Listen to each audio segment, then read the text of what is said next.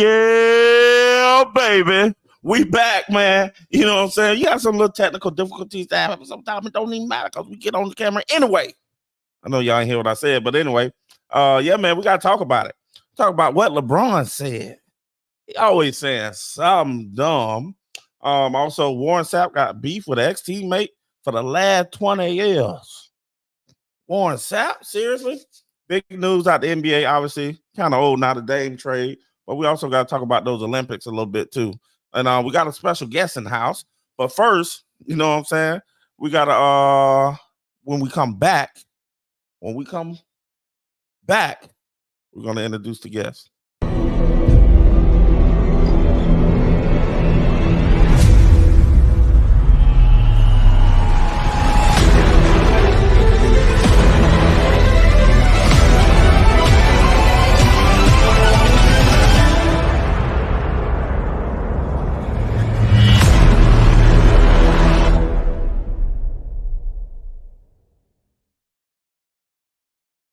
Bang, bang, boogie. We cooking. Got to be more careful, boy, I tell you. Hey, man, we got a packed show tonight. You know what I'm saying? I got my dog in the background. We're going to bring him on the show. Sitting Politic. What's going on? Nothing too crazy. I know we got a special guest. Now you make your regulars feel like shit. You know what I mean? Like it don't even matter. I put in the pain every single night. You know what I mean? But it's all good. I'm excited to see who the special is. And also, by the way, you saying that drop as it goes down, got to be more careful, boy, I tell you, or whatever. That was you saying it with it was crazy. Oh man. Yeah, but this is my guy. If you're on Sitting Politic, make sure you go subscribe. Gates Open Media, other way around. Go check him out. Great dude, great content. And boy, this is 2 days in a row. We're on fire right now. World record. On fire. Now, hey, I got finally got my dog on the show. You know, we've been dogs since what, 07 from the A. Go back. From the ATL. I don't know if he's gonna show his face. It's ugly though, but I got a business partner, friend. Anyway, gotta bring him on the show. He uses regular name. He's slow. What's going on, sir? What's up, man? What's up? Can you hear me? I don't know if you can hear me. Yeah. You ugly though. That's good to meet you, bro. Hey, how you doing, man? Yeah, I'm Justin. Yes, sir. You didn't tell me I was supposed to use some kind of acronym or some kind of different name. Hey, man, you gotta use your stage name. You know what I'm saying? Oh man, you're not scared. Not hiding from anything. Agent Persuasion. Remember that one? Yeah. That would have been fire. So we used to dance back in the day. Yeah. We used to joke. You know what I'm saying? Oh, yeah, you used to get down. He still gets down. Oh yeah, every once in a while you see him. I'm fitted now.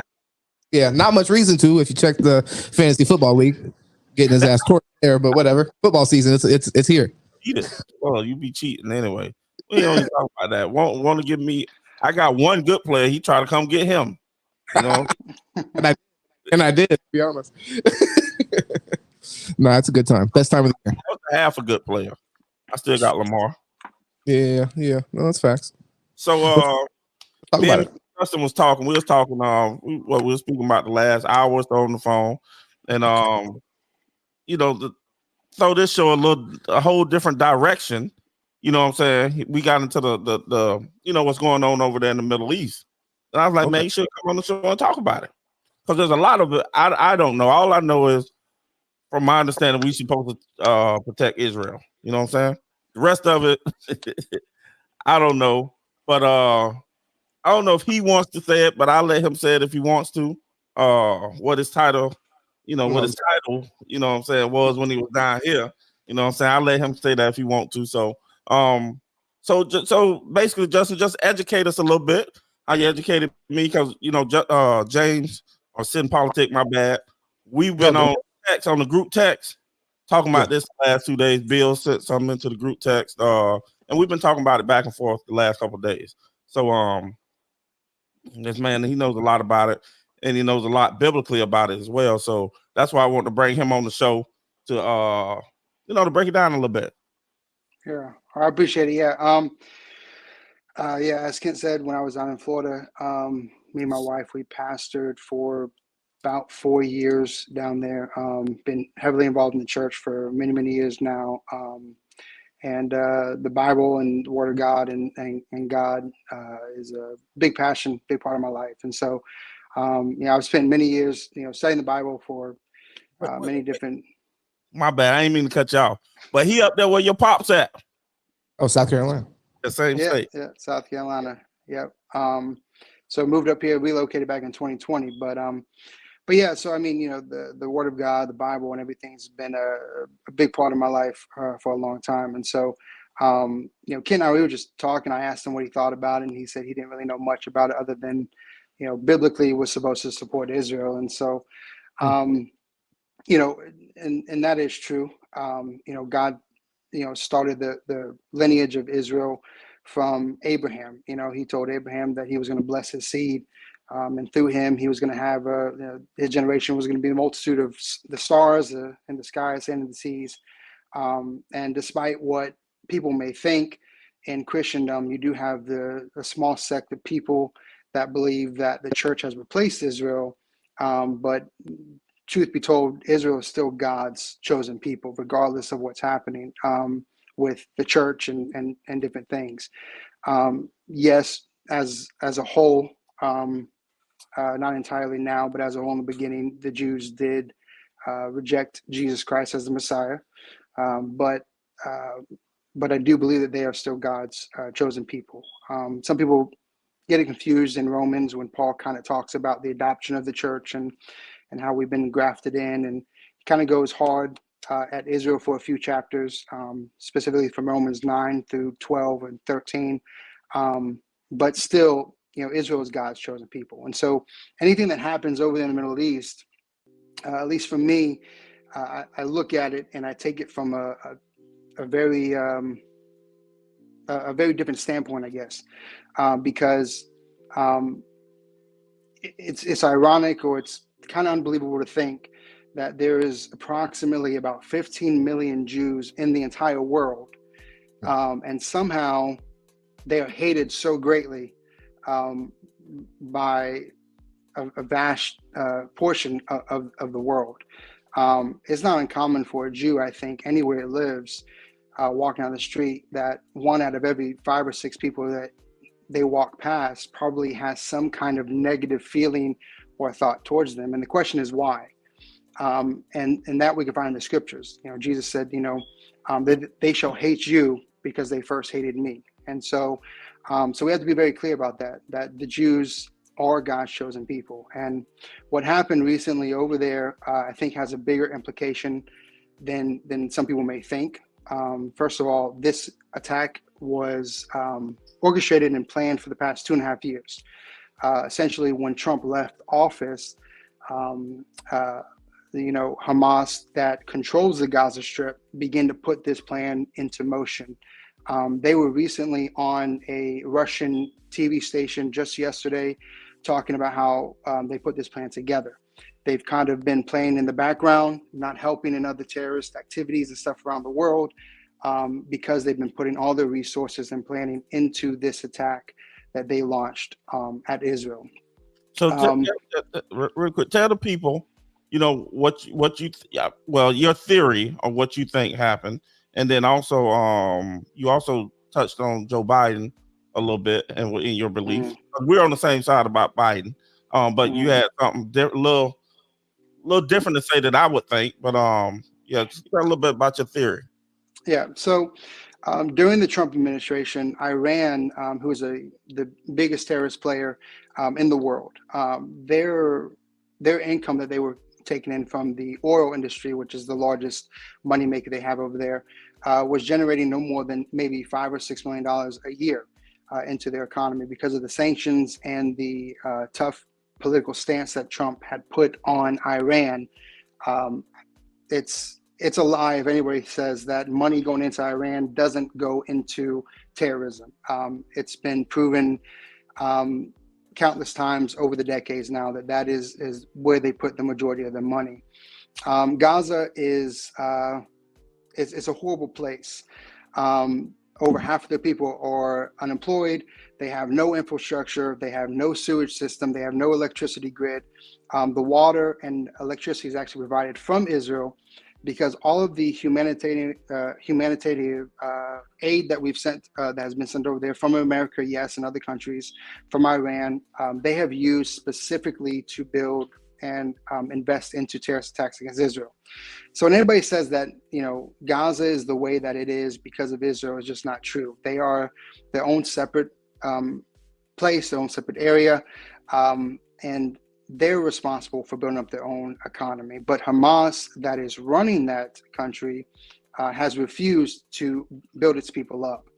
Now, where Biden comes into play is, now that Biden has been in office, Iran now generates around $60 to $70 million a year in their oil business. So it is a tremendous jump, because they have lifted many sanctions off of them, and they have released money also to them recently, the $6 billion that they received.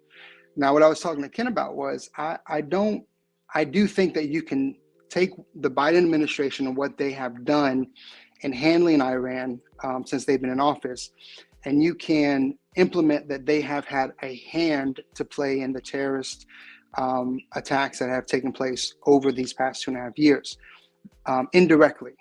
I don't know that Joe Biden had a specific knowledge of the kind of scale of an attack that was going to take place, but anytime you give money or release money to Iran, it's guaranteed that a portion of that, a great portion of it, is going to go towards some kind of terrorism in the world.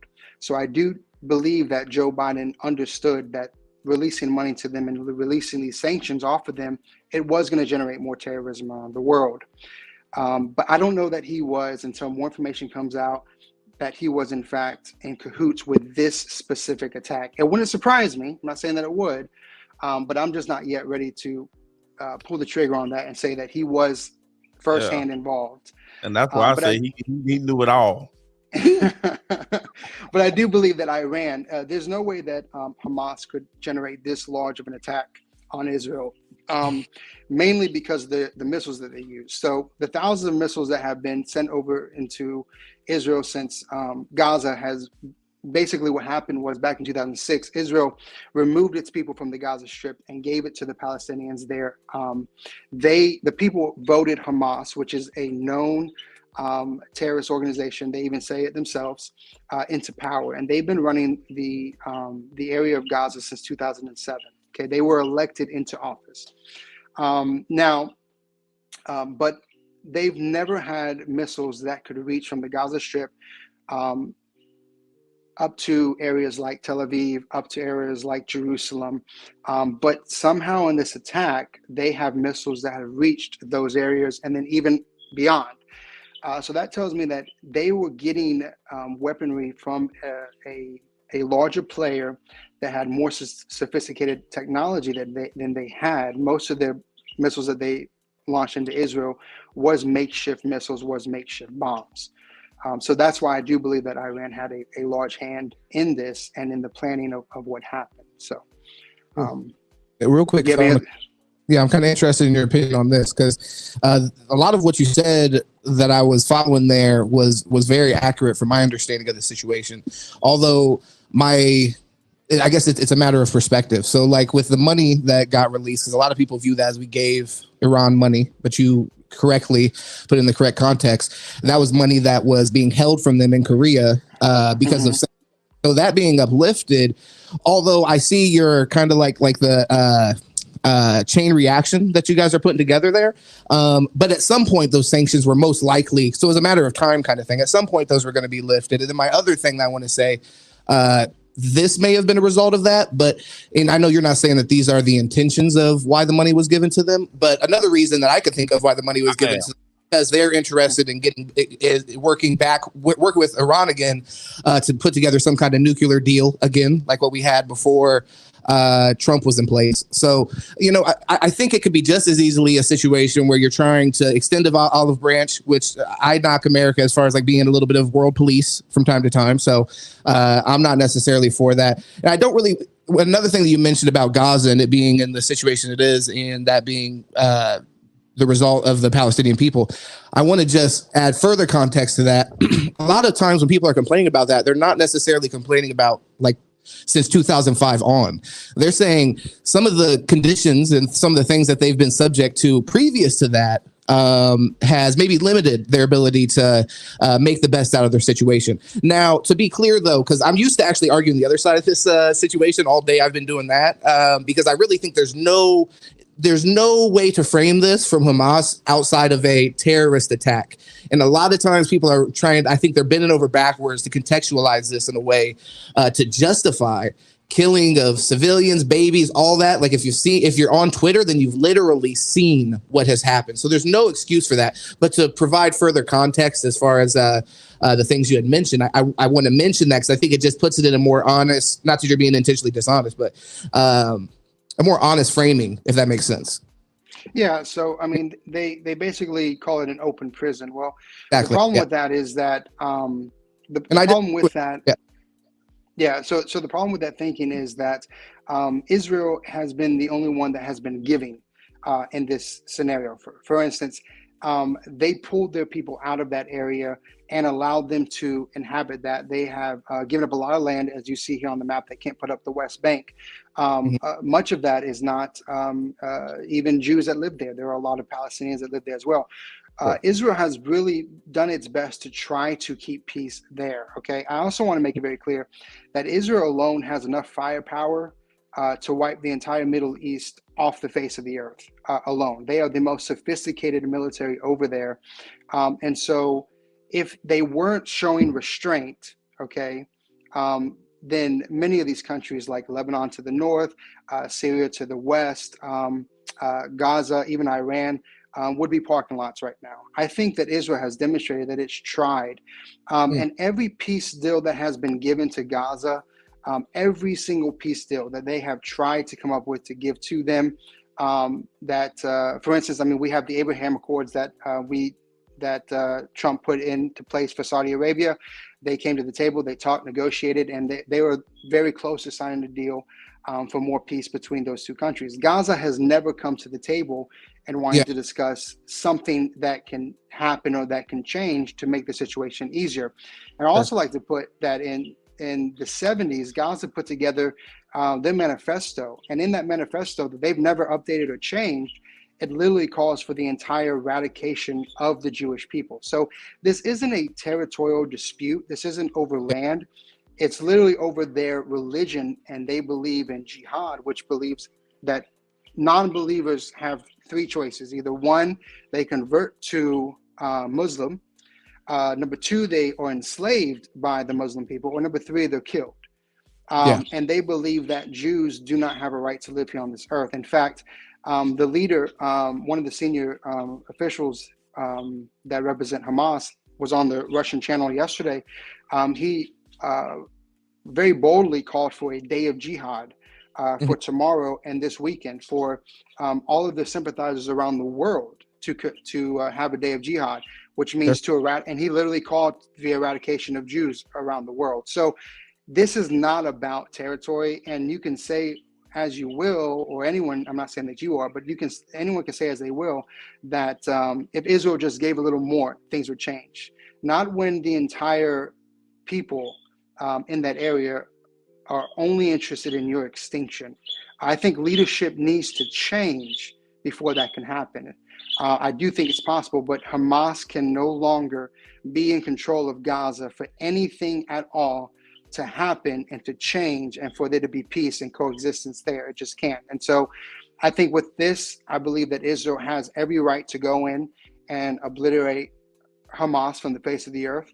Like I was telling Kent, it's interesting how people are now calling for peace and ceasefire. It's like if somebody came into your home with a loaded pistol, killed your family, and once they ran out of bullets, then they looked at you and asked for you to put your weapon down and give me a ceasefire and let's work out a deal, you know? Because it's not Hamas, right? Or is it Hamas asking for a ceasefire? They're saying they're going to commit jihad tomorrow. So it's really people who are looking at it and trying to have like the better interest, I think. And also, a war is honestly unacceptable in a modern society. So I understand people's reflex with that. I think and it shouldn't just be. Go ahead. Yeah, go ahead. Yeah. See, I don't understand Yeah. anyone's thinking that would say, let's not escalate it any farther. I believe that the only way you can answer terrorism is not a equal show of power. You have to go above and beyond. They've already done it, wouldn't you say? At this point, I would say nowhere close. Nowhere close. Talking about the amount of people that were killed in this terrorist attack, which we're on the same page as. This is 100% attack. I mean, I don't know. I'd like to see the numbers, but I think that in Israel's response, they've killed more people. Is that not correct? But the difference here is that you're dealing with, for instance, okay, Sure. If Israel was to stop right now, Yeah. Could you confidently say that within the next 5 years, Hamas is not going to launch another attack on Israel? And the answer would be no. Yeah. So at what point does Israel say enough is enough? This will never happen to us from you ever again. And I think you killed my entire family. I think that nobody should hear from you ever again. And I think that's Israel's response here. Nobody should hear from Hamas. Now, they're doing everything they can to prevent casualties. They're sending text messages, radio, social media. They're making phone calls to the civilians in Gaza, letting them know, hey, we have rockets coming. You need to evacuate. You need to get out of this area. But, you know, you can only do so much. I think that the response needs to be an exaggerated amount of force to take out Hamas and give the Palestinians there in Gaza that are not on Hamas's side a chance to re-elect a new government, a new leadership that then can have peace with Israel. I think that's the only answer at this point. Okay. My pushback there is that I think we've already seen to the violence, which was disgusting. A disproportionate amount of people have died. Now, to your point, you're saying you make an interesting point because of Israel's. We're in a privileged perspective as Americans. We're on the other side of the world. We're surrounded by allies, so we can't. At least I can't really speak to Israel's perspective. And you laid that out really well earlier, as far as like they're the opposite. They're surrounded by people that hate them. So I understand that. Level of urgency, but I would just say that, like I said, we've seen a disproportionate response already. I think if you want to at some point make progress here, you got to come to the table. I agree with you as far as Hamas goes. You don't have anybody that's willing to be diplomatic, but I mean, and they are going to do this. I don't know that the answer is to just level Gaza personally, but you know, that's not my decision. They're not planning on leveling it. They're gonna go in there on the ground, and they're gonna go through and fight an urban war and try to keep the casualties down. But you know, I don't think that's necessarily true. So how you doing, man? My name is Justin. But real quick, let's just put this into perspective, okay? So in Israel, you're looking at about 9 million people in Israel, okay? That's about how many have in Israel. Now, so far they lost about 1,300 people. Now, if you take it and you put in a proportionate similarity to America, it would be like somebody coming across our border and killing 40,000+ Americans in one day. Now, 9/11, 3,000 plus happened. Isn't Gaza in Israel or right next to Israel? It is. It's right. It's directly right next to Israel. So it's called the Gaza Strip, and the southern border of Gaza lines up with Egypt, and then the west and the north border lines up with Israel. So, But now, just think about, did it in the treaty that happened just recently, like 2014 or something like that? Didn't the Palestinians get forced to the Gaza Strip in territory distribution? No. So what happened was in 2006, Israel pulled out of Gaza and gave that to the Palestinians. That was one of their ways to try to demonstrate peace. No, there was a war going on, and then the United Nations came in and helped negotiate, and then Israel went against the territory negotiations, and they took more than what they said they would, and forced a lot of Palestinians into the Gaza Strip. That's what I understood from a video I watched. So back in 2006, what happened was Israel pulled out. There was a war that happened, but Israel decided at the end of the war, we're going to pull out of Gaza, and we're going to leave this area for you. There are 0 Jews that live in Gaza. And again, back to what I was saying, if you look at the map of Israel, you see the West Bank and you see that Gaza Strip there. That's all land that Israel has either pulled completely out of or pulled a lot of its presence away from in order to try to have peace in this area. But they still govern that strip. No, they don't govern that at all. Yes, they do. They still what? Well, no, they provide govern that. They provide so they have leverage over the people there, which is probably what you're referring to, Deuce. Yeah, but they don't Hamas is the leadership of Gaza right now. Israel does not govern over them. Now, Israel does provide for them water and electricity. Yeah, so a big thing. But to your point, go ahead, Justin. My bad. No, but I mean, but all the money that has went into Gaza. Let me ask you a question: why haven't they built their own electrical grid? Why haven't they built their own water source and their own sewage system? It's not Israel's responsibility to provide that for them, but because they haven't, Israel has still provided it for them. But that's like how many people live in Gaza? About 2.2 million people. I think it's the most densest populated place in the world. Is that right? One of the most densest populated place in the world. Yeah. I mean, so it's probably pretty impoverished, right? It is pretty poor. More than half of its people are unemployed. Yeah, but the reason being is because it's a small place, brother. Yeah, I would assume there's not $2.8 jobs billion. to go around. But listen, but that's because that money has come into Gaza and they've used it for terrorist attacks or building these terrorist tunnels underneath the city of Gaza to launch these attacks. Well, didn't Iran fund the attack on Israel?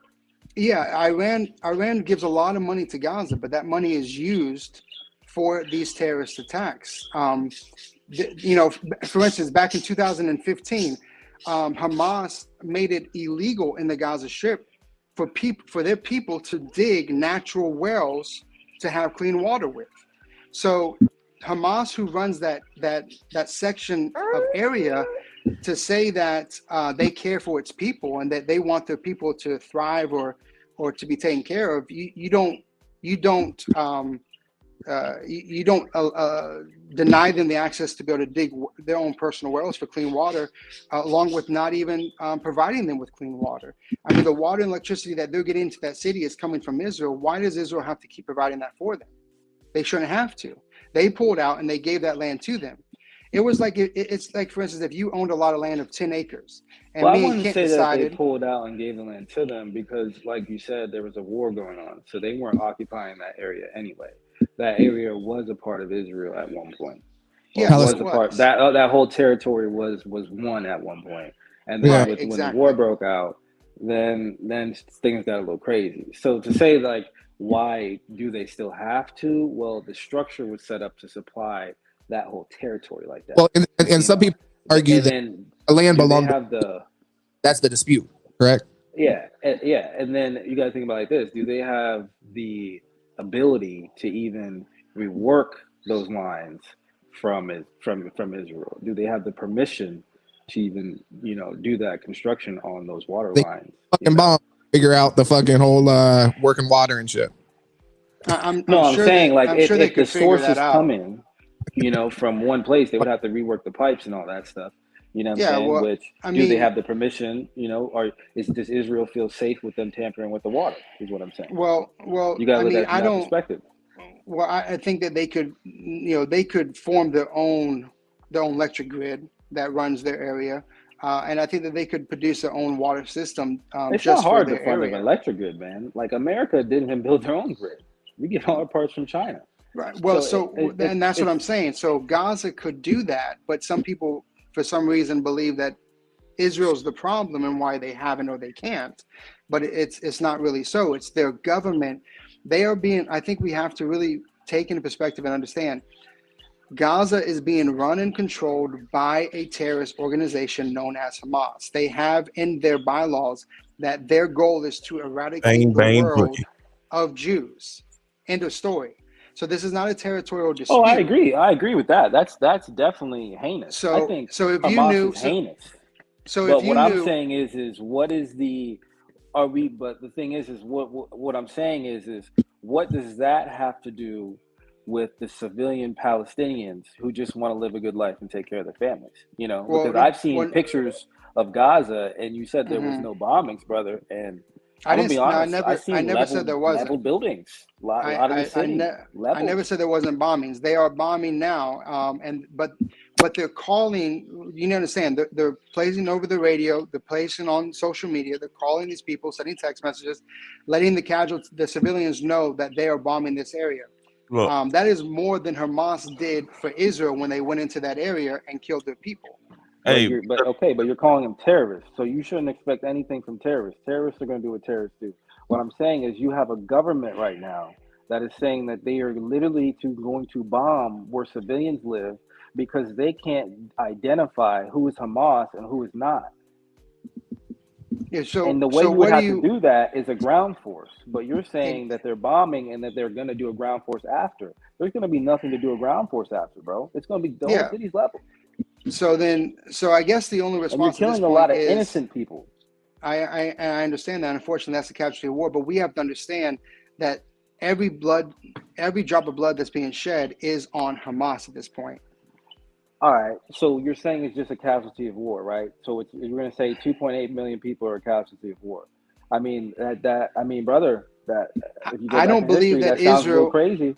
I don't believe that Israel is going to go in there and kill 2.8 million people. But from what you're telling me is that Israel should just hang back and allow this to continue to happen. It's happened since 1947, 1948. Yeah, you said a ground force. Yeah, they go in there in the ground force. Hey. That's what they're planning to do.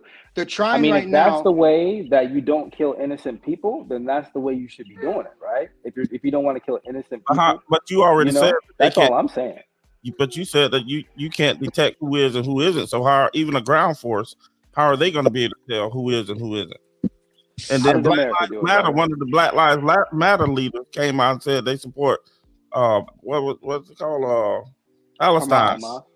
And so I'm definitely against whatever they talking about. I'm opposite. Which woman came out and supported that out of that group? Yeah, I know they're all women. No, they're all women. Are all leaders. So which one? Probably the one that bought the houses in California. Which one? So ultimately, I think that what's happening here is, we can look at it as, there are innocent lives being spilled right now in Gaza. But I think that if we were able to turn this and bring this to home again, I don't think any one of us would sit here and think that that there shouldn't be a response from Israel. And I don't think that it can. No one said that though. No one said you don't respond, brother. Continuing. But it can't. Yeah, go ahead. But it can't be an equal response. You cannot equally respond to terrorism with the same amount of pressure that they gave you. I agree with that. Can we acknowledge this point though? Can we acknowledge this point? You see this Gaza Strip here, right here. This is a very minimal amount of land, brother. If we want to be real, very minimal. That we can. If I guarantee you, if you bring them to the table and you say we're willing to redistribute, and I'm not talking with the Hamas people. I'm talking go with the Palestinians. Go to government that's not Hamas, and you renegotiate with the civilians. I guarantee you they will be perfectly fine with whatever you say. Hamas, you have to go in there and eradicate. You got to go in and exterminate them. That's not how it's working in Gaza. And just as a side note, that's how America's done it in the Middle East. America went into the Middle East and literally did the same tactics. You can't say it can't be done. Well, I also do believe that we went into Afghanistan and killed millions of people, and that was after 9/11. We did an extreme amount of force compared to what they did to us on 9/11. That was a whole bogus mess. But a lot of people disagree with the level of force in that instance, even though that's war. A lot of Americans don't even think we should have been in 9/11. So exactly, been in over there. So it's like I understand. But again, we go on ground force, we take out Hamas, and then we can come to the table, I think, or they can come to the table and try to negotiate peace. But as long as Hamas has a gridlock in Gaza, this is going to continue. And I think Israel... Don't they have people in government in Israel, though? Yeah, but don't they have representatives in government? Yes, Israel, yes. Palestine and Jews, they coexist and live in Israel. In fact, the Palestinians that live in Israel have a higher medium income and a better living than any other place in the surrounding area than and living there at peace in Israel. They have Muslims in their political offices and high offices. There are business owners that live there. So to say that no, but what the I'm Jews, saying is, what I'm saying is like I've heard. So I'm just trying to see if you know to clarify that Hamas has positions in government in Israel, in like the Congress or something like that. That's what I heard. So I'm just trying to see if that's something that's I don't. No. I would say that that's entirely incorrect. The Palestinians hold office there, but I don't think that they have any office or any seat given to a terrorist. So If they do, I don't think it's an open terrorist one that's going around, in the political office talking to Benjamin Netanyahu saying, "I can't wait till one day I get to kill you." It might secretly be happening. They might secretly be in office, but they're not openly showing their terroristic ideals. If that's the case, y'all said, really quick, y'all said that 9/11, that American people weren't happy that we went into Afghanistan and all this crazy stuff here. But at the end of the day, where's Bush at? Bush home chilling somewhere. So it really don't matter how the Americans felt, how we felt about it. No, we didn't like it, but at the end of the day, we did it, and we did it for years and years and years and years. And guess what? Everybody still believes and loves the government. Yeah, but we're talking about, well, that's not true. And we're talking about if we far from the truth. What the hell? So this is more of a personal conversation, you know what I mean? So whether or not we agree with that or not is still completely up for, Yeah, but I think that, when you look at what happened to Israel, I think that they have every right to not only defend themselves, but to make sure this never happens again. Okay. If you had a madman come into your home and he killed 2 of your 3 babies and paralyzed your wife, and he got away, and you knew where he was, and everyone else, including the police or everyone, was telling you to not do it, give him a chance. He'll change his way. Let's come to an agreement and peace. And you say, okay. And then 2 years later, he comes back, kills your dogs and your cats, and then gets away. And then people say, hey, let's not do this again. Let's come to peace, ceasefire. And you agreed with it. And then another year later, he comes back, takes your last child and burns down your house.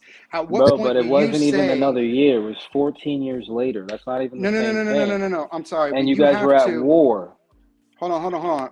You have to understand, thousands of rockets come from this Gaza Strip over to Israel constantly, okay? Thousands of rockets have come from Gaza into Israel. That's why they created what's called an Iron Dome to prevent those rockets from hitting into populated cities. That's what I want to ask you this. Now, what about the rockets that are going into Gaza time and time again when they start to build up their infrastructure? What dome do they have to protect the Gaza Strip is what my point. Because Israel has defenses. Gaza don't got no defenses. You're right. So you shouldn't punch somebody that's bigger than you in the mouth. And that's what Gaza has done. Don't go to the fight. What they say. Don't go to the gunfight with a knife. Yeah. I mean, so you're basically saying make it to where they can't fight again. So they basically at that point you're saying you're talking about eradicating a race of people. I'm talking about eradicating Hamas, not a race of people. Don't twist my words. Hamas. You're just bombing the country. You're not picking out Hamas. You're just killing random people. That's my point. You're not picking a target. It's not like you're shooting a gun and you're seeing they are attacking specific areas, but you have to understand Hamas has built tunnels underneath the Gaza Strip. In fact, so they have built.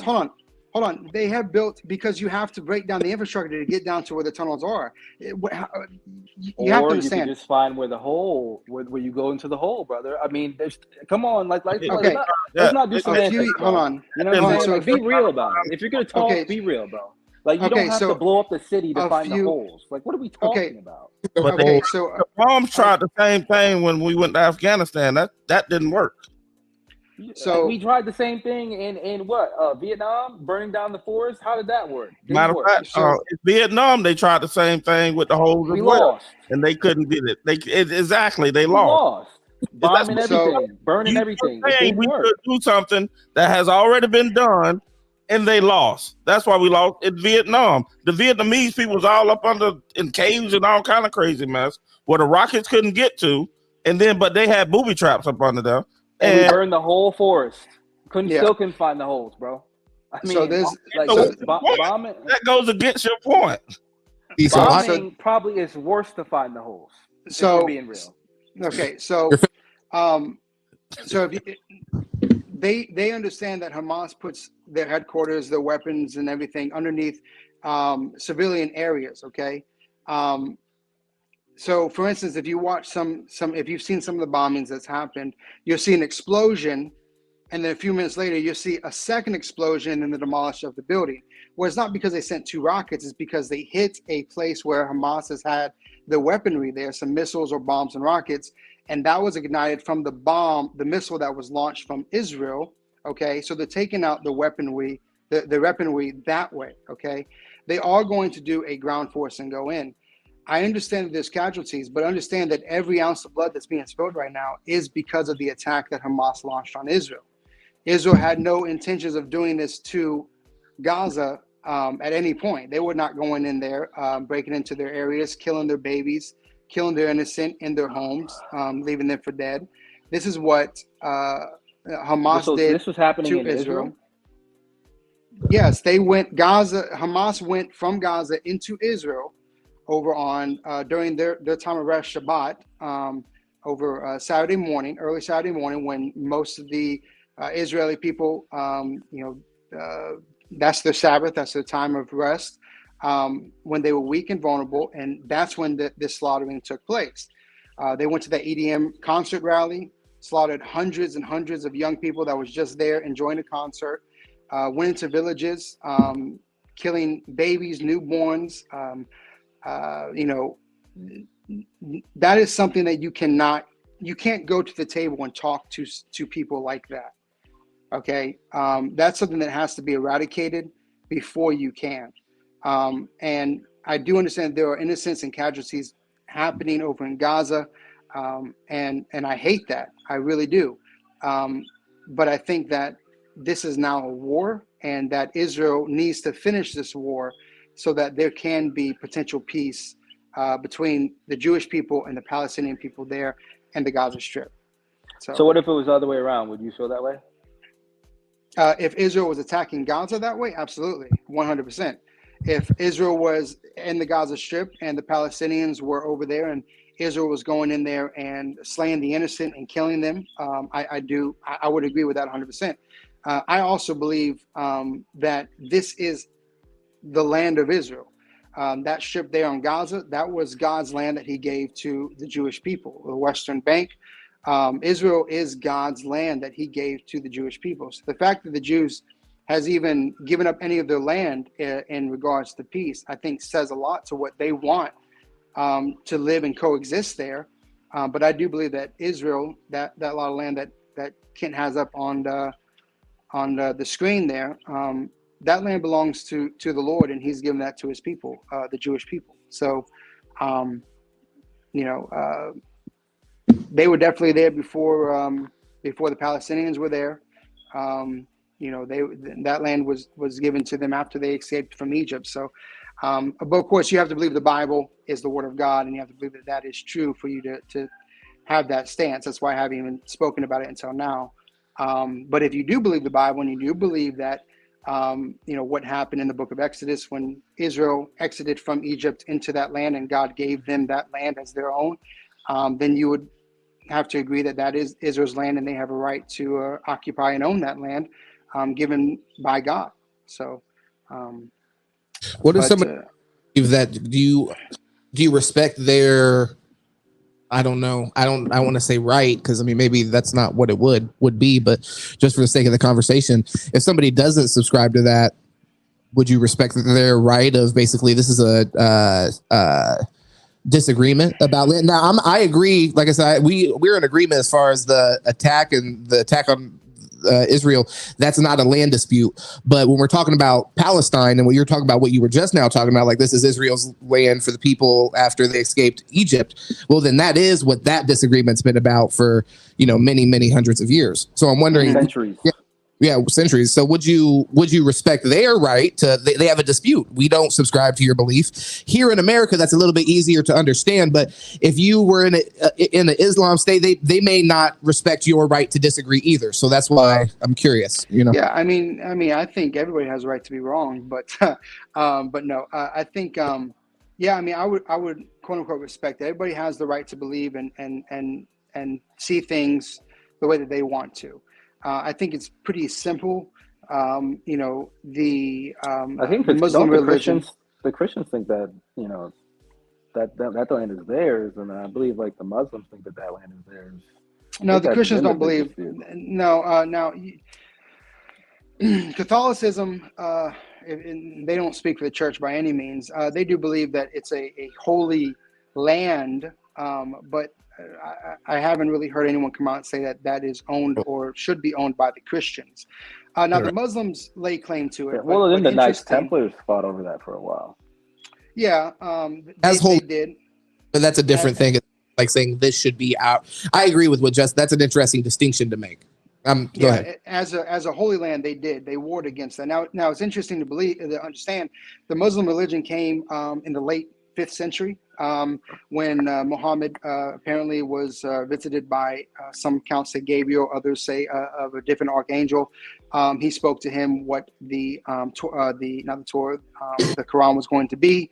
And so if you want to take the roots of the Muslim belief back to the late 15th century or the 5th century, rather, that's fine. But the Jews have laid claim to this land since 2500 BC. So I understand that they may believe that this land is theirs.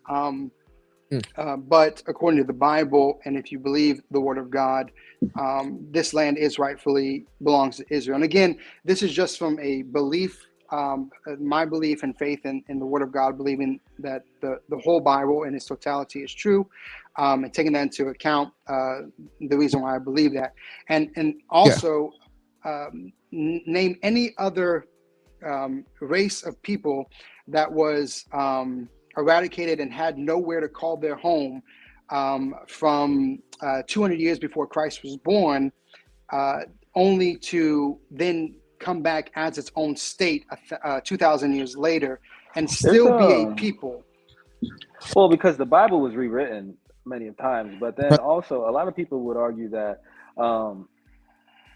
they don't believe in a lot of that, you know what I'm saying? And there's a lot of refuting points to the Bible nowadays, you know what I'm saying? You're more than There's a lot of welcome to claims. bring up any refutes you may have.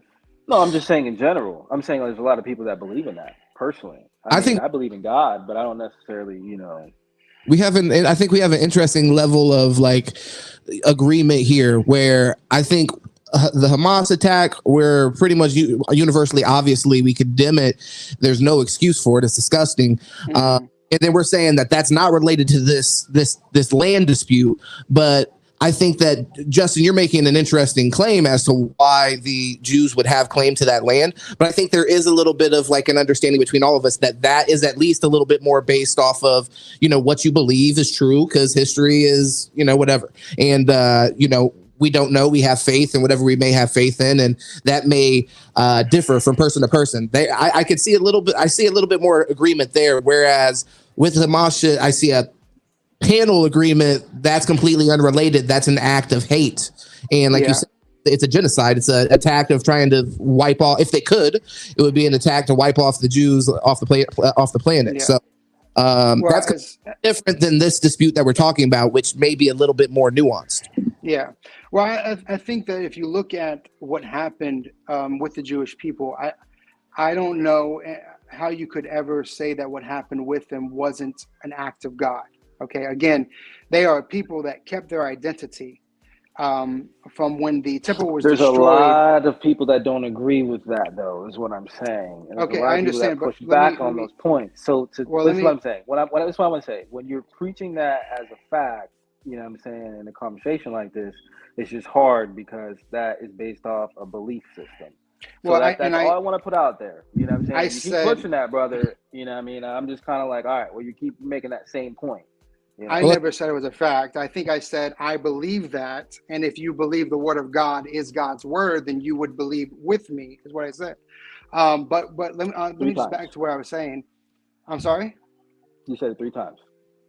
That it's a fact? No, what you just said, you said it 3 times over again. And I'm saying we heard you, but I'm just saying you have to make a different argument because some people would not agree with that because it's based off a belief system.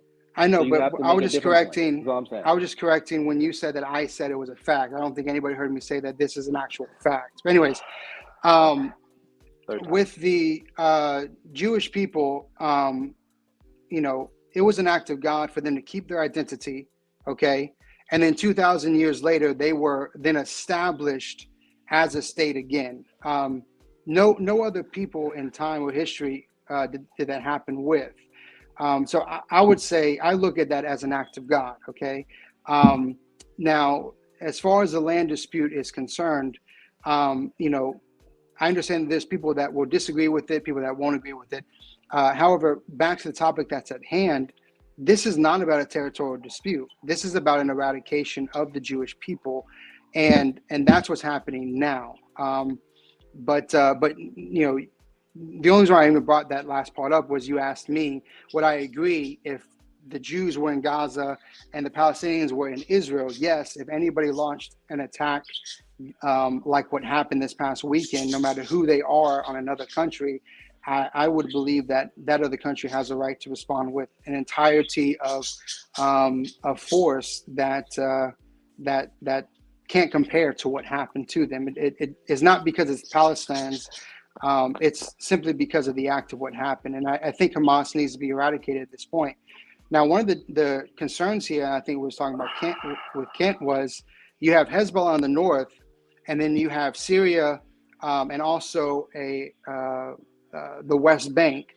The problem at this point is if Hezbollah was to strike Israel at the north, and if the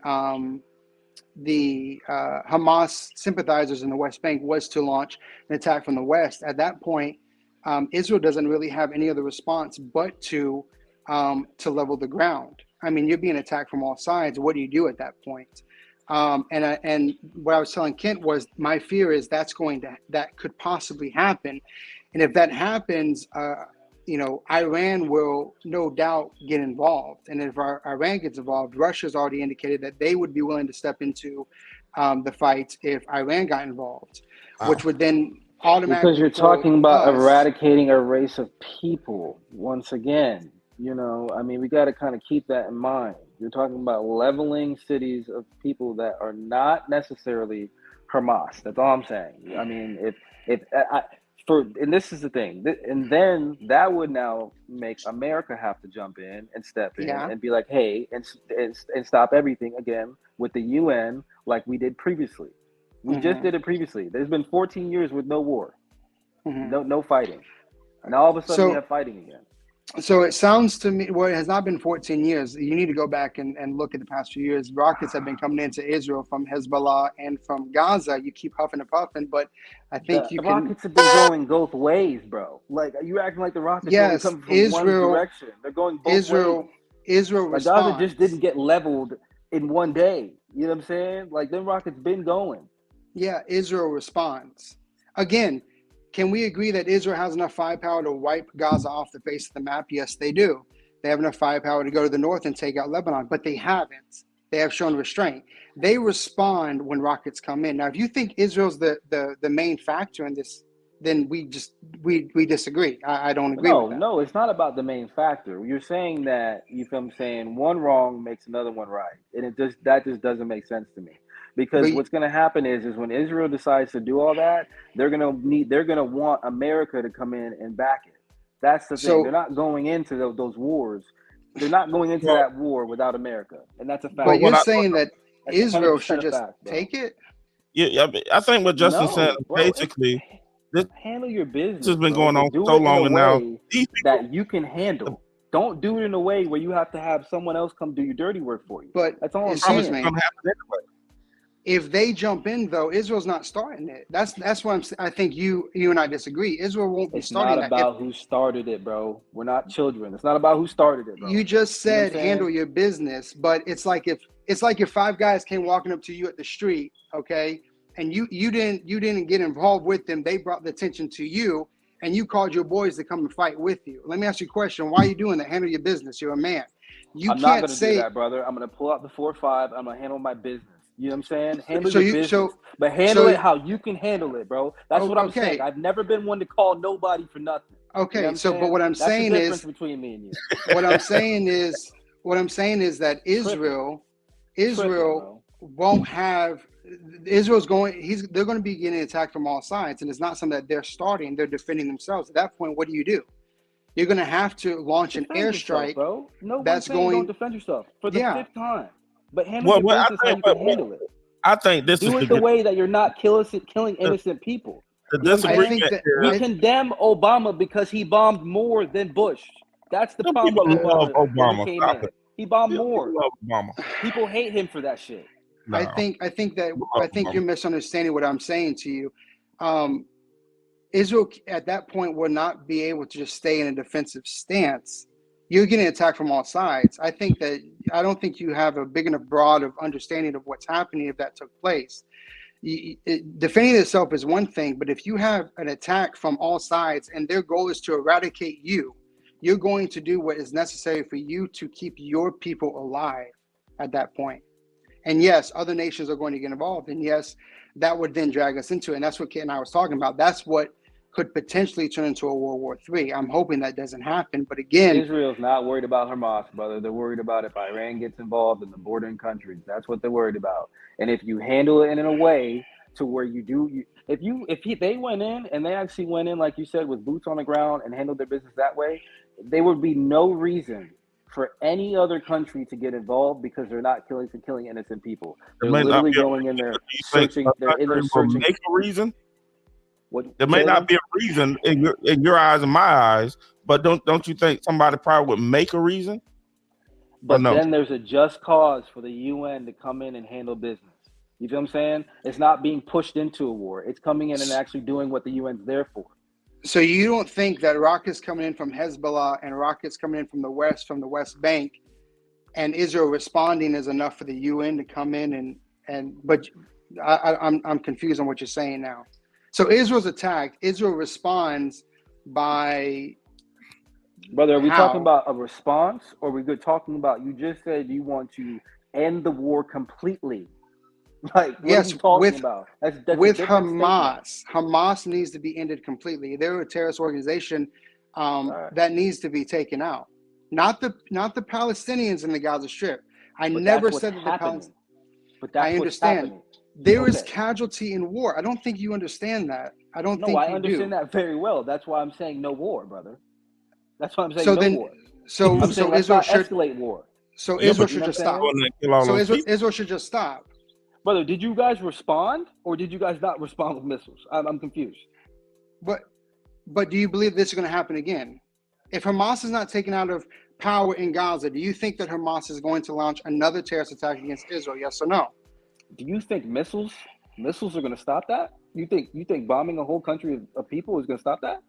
You really do?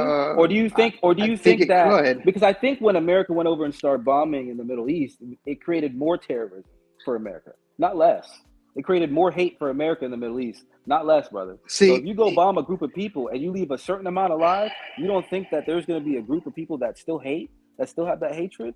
So it's never going to end. So if they went in on the ground and there was innocents killed in that ground invasion, would you still feel like Israel shouldn't have went into the ground because casualties were spilled? And I mean, even if they go on the ground, you realize that there's going to be innocent blood spilled either way, right? We're talking about hundreds and thousands of people, brother, compared to maybe thousands. It's a big difference. You're talking about hundreds and thousands of people. You don't know who you're killing. That's my point. You don't know who. Well, even if they go in on the ground, like they don't know. You sitting in your house right now. You said you don't know doing a podcast, and they're sitting there just. The problem is it's random. You said you're going in there to get a group of terrorists, bro. You're bombing cities. It doesn't make sense. But you've already said some of them have. Makes sense. They've already mixed in with the regular people. And you know you're killing innocent people because you're trying to sit there and radio in and telling them to leave these areas. You know they're highly populated with civilians. Mm-hmm. Like if you wanted to do a drone attack and blow up one building in a city where you knew there was Hamas in, you could do that. If you wanted to, hey, America, we need you to go ahead, do a drone strike on this building because we know it's a terrorist faction, you could do that. You're bombing the whole city. I get your plight, and I understand you feel like you were wronged and you want to retaliate. That's fine. You guys retaliated. But I'm saying to continue to just keep bombing, if you're saying that's the answer, I just don't get that. I don't get it. Well, they're attacking specific buildings that are in fact headquarters and areas that Hamas works out of. We have to understand that this Hamas is a cowardly people. They hide behind their own people, the innocents. They don't play fair. They don't think the way that we think. Okay, so even when Israel goes in on the ground, they're going to be hiding behind children. They're going to be hiding behind women and innocents while launching these attacks against Israel. And I hate that. I think that's horrible. And I wish to God that, God would somehow just send a plague and only take out the terrorists in that area. And that would be the easiest way to do it. But again, I think everyone, including Israel, and I think many of the people that live in Gaza, the Palestinians, want peace. Unfortunately, the stronghold that the terrorist organization has in Gaza right now, the only way that peace can be reached is if Hamas is eradicated. And at this point, I stand with Israel and believe that is what they need to do. And it's exactly what Israel said they're going to do. Now, rather you believe that the bombings aren't right, I understand, but Israel saying that they have good intelligence, that they're bombing areas that are specifically, a stronghold of Hamas. Yes, there are innocent casualties there because that's just what they do.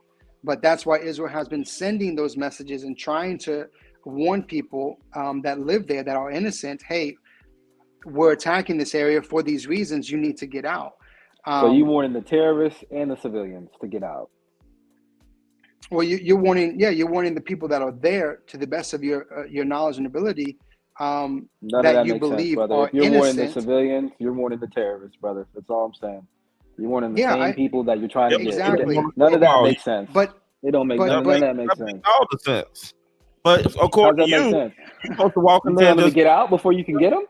Yeah, you can go online. You can go online and you can pull up. You can go online and pull up phone calls, and you can see hours of people are put on YouTube of Israeli soldiers and intelligence calling people over in the Gaza Strip, informing them that they're going to be bombing this area, that they need to get people out of the building. Some of these people, in fact, and I'll look online. I'll send them to Ken. I'm sure Ken will get them to you. I'll send you some of these phone calls that you can hear. Some of these Palestinian people refuse to leave, and they specifically say, if we die from your bomb, then we're going to be martyred and we're going to receive our virgins. So go ahead and kill us. And the people in Israel say, well, what about the children? They can die with us. The world will see how much of a monster you are. That is the whole plight. That is what they're trying to do, is they're trying to get as much innocent. Yes, the Palestinians. I'll send you the videos. You don't have to believe if you want. I'll send it to Kent, and Kent can send them to you. Okay, I mean, they're saying that they don't want to leave their house, and you're saying you're going to bomb them anyway, even though they're innocent. I mean, I don't know who's wrong in that situation. No, they're not bombing them. They're bombing the building that Hamas is using as a stronghold. No, I get what you're saying, but you're calling them or raiding them in, saying, hey, we're gonna bomb, you need to get out. They're saying, this is my house, this is my home, I don't want to leave. Where the fuck am I gonna go, right, with my women, with my family? Like, what am I gonna do? You're bombing everything, right? Okay, so you're bombing everything. You leave one area, are you gonna be able to get that phone call that they're bombing the next area you're in? No, you're just fucking running around the city. Well, if they warn them in one city, they can warn them in the next city. Man. Come on, bro. Be real. That shit don't make sense. But the flip side is, if you don't attack these strongholds of Hamas, another attack is going to happen to your people. So then you have to decide. There's strongholds. You could go in with a ground force and literally level them bitches with rockets. You know what I'm saying, from the ground. I mean, well, I don't you think could go verify the targets. You could verify the targets. I don't think it'd be as easy as you think. I mean, yeah, you make it sound. Brother, isn't the Mossad in Israel? Yes. Okay, and that's one of the fucking best secret agencies in the world. So don't tell me it's not possible, bro. You can go in and verify targets and all that shit. Don't do that, man. And I'm sure that's how they're verifying where these buildings are. And they're they don't have hostages in there. So, anyways, so I think we can. I think we can at this point, brother. I think that. Just to kind of bring this down a little bit, the bombings, again, I hate that the innocents are being spilled here, but I think we all have to remember how this began and started recently.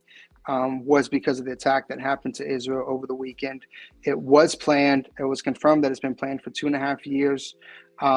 There are different actors involved, like Iran, like Hezbollah, and right now, the only concern, my biggest concern, is that it doesn't. Hopefully, it doesn't start World War III.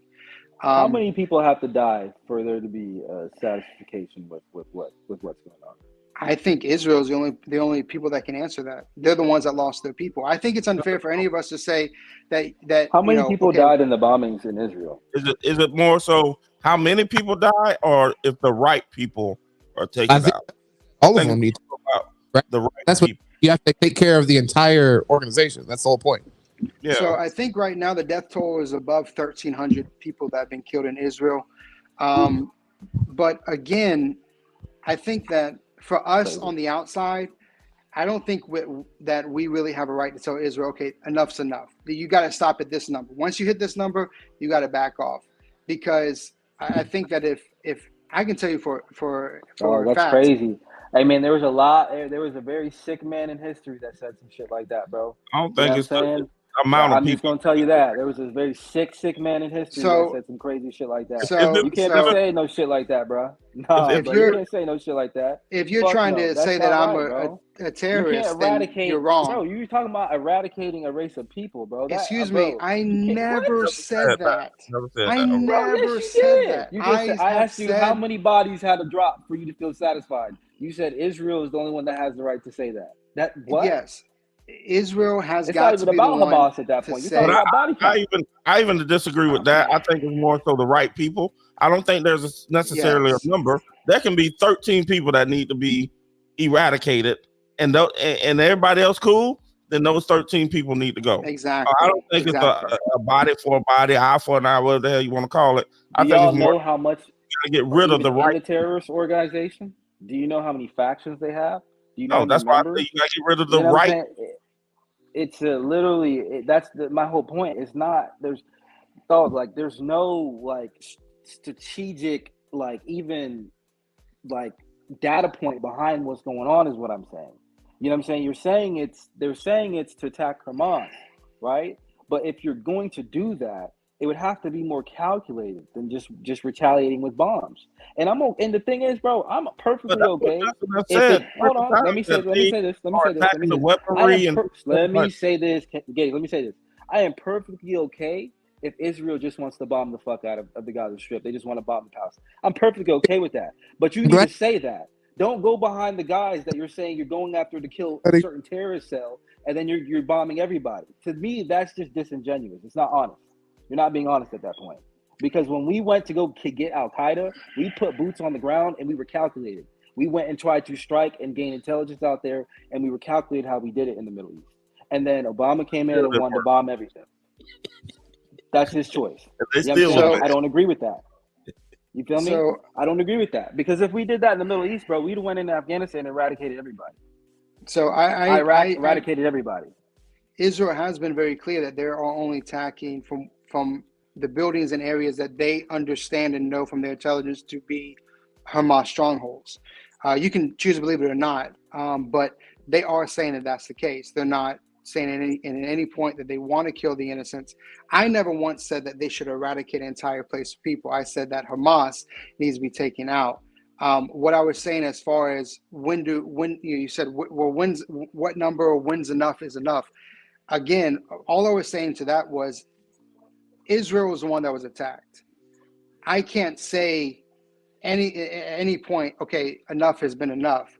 They're the ones that were attacked. Just like if somebody attacked your family, I can't speak on your behalf and say, okay, you've seeked enough vengeance, or enough has been done, because that's your family. Those are your people.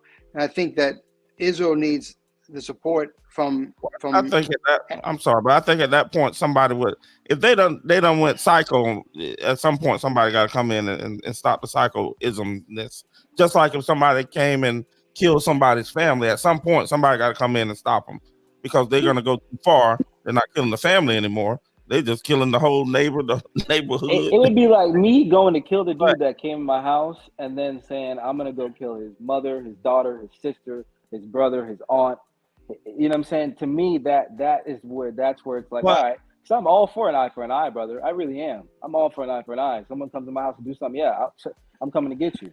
But when I go and then I'm going on a serial killer spree and I start going after family members and children and all that shit, to me, that's where you're going. You're like, all right, what are we doing now? But see, Israel, we have to ask ourselves, what is the goal? I think to Justin's point is you can't go in there. Oh, I'm gonna get you. You got to go in there with force. It's just like, in my opinion, boxing. You can't go in there and to beat a champ, you got to beat the champ. I don't mean just, it's a draw and now we got to go to decision. No, you got to go in there. You got to show out. You got to knock them out. So I think that's where Justin is coming from. You can't just go in there. Any war America gets into, knock them out and let them know who's the boss. And we just need to knock niggas out. I don't want to don't send no boots on the ground. Any war America goes into, we need to just take them off the place, take them off the map. Fuck it, take them off the map. Because if America did that shit, there would be a lot of countries in the Middle East right now that would be dust. You going like we going here? You don't went to the stream way over here. We're not saying wipe out the whole country. It's the same thing. No. You on a whole nother level. If you're going to condemn Obama for the massive amount of airstrikes and bombings he did, you cannot sit here and say that is far-fetched or out there or stretched. It's not. Genuinely, it's not at all. The people love Obama. Genuinely, the people love Obama. I'm talking about you, brother. We ain't talking about the people. We talking about you. I don't like him. Of course I don't. But but Bush, but at the end of the day, both of them are sitting at their cribs chilling. So the people that don't like him, it really doesn't matter, is what I'm getting at. Should be in prison. If we're being real, should be locked up. But hey, yeah, I agree. God bless America. You know what I'm saying? Goddamn. Only place you can get away with shit like that. Hey man, that was a great topic. That was an hour and 12 minutes. I want to come back though and address. I want to address what he had said earlier about the Bible being rewritten another time. We don't have to do it now, but I would like to see some of his facts on that. But I have my dog. Anyways, what do you mean? Hey, Justin, what's the original Bible? The original Bible was written in Hebrew. Ready for that? Yeah, we got our week. Okay, so, doing that today. The King James Bible. You know what I'm saying? That's been rewritten, brother. Let him go. It's not been rewritten. Whitewashed a little bit. Please explain to me. Please explain to me what you mean by rewritten. It's been translated, but it's not been rewritten. Okay. And did you think the Europeans kept everything the same, brother? Hey, no, that shit was changed, bro. Come on now. Hold on, real quick. Before we have this discussion, I want to give you have a lot of different religions that stem off Christianity too, brother. So I mean, we can really go into this, but we could. It's deep. I hope that you're prepared for it. So you should. I need to get my computer. You need to. Shots fired. We gotta have that discussion on another night, because that's a real one right there. You know what I'm saying? We gotta have that discussion. Why you Black Lives Matter? That's what I want to know. Why you got Black Lives Matter on this? Because they were supporting Palestine.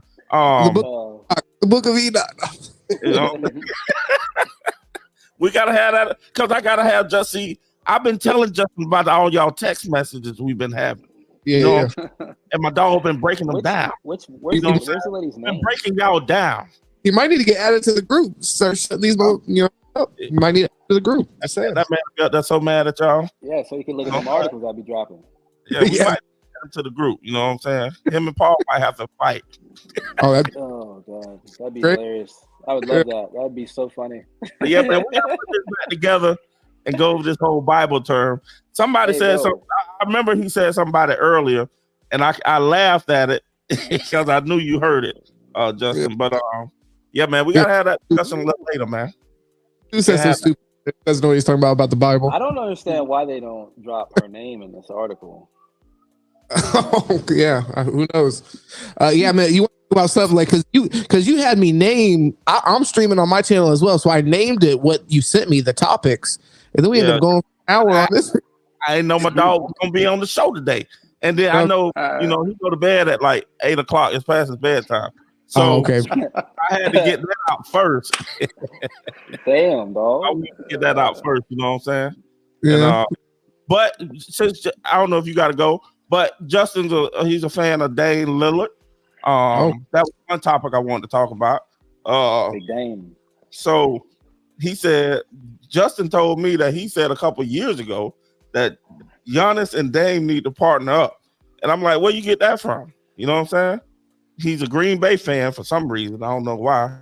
Man from Atlanta, a Green Bay fan. Well, how does that happen? I call. Let me just break this down for you real easy, okay? I'm 11 years old, 1998 Super Bowl, and all we got was a field goal. The Dirty Birds. So when the Falcons crushed my spirit, ever since then I hate them. I'm not a fan of the Falcons.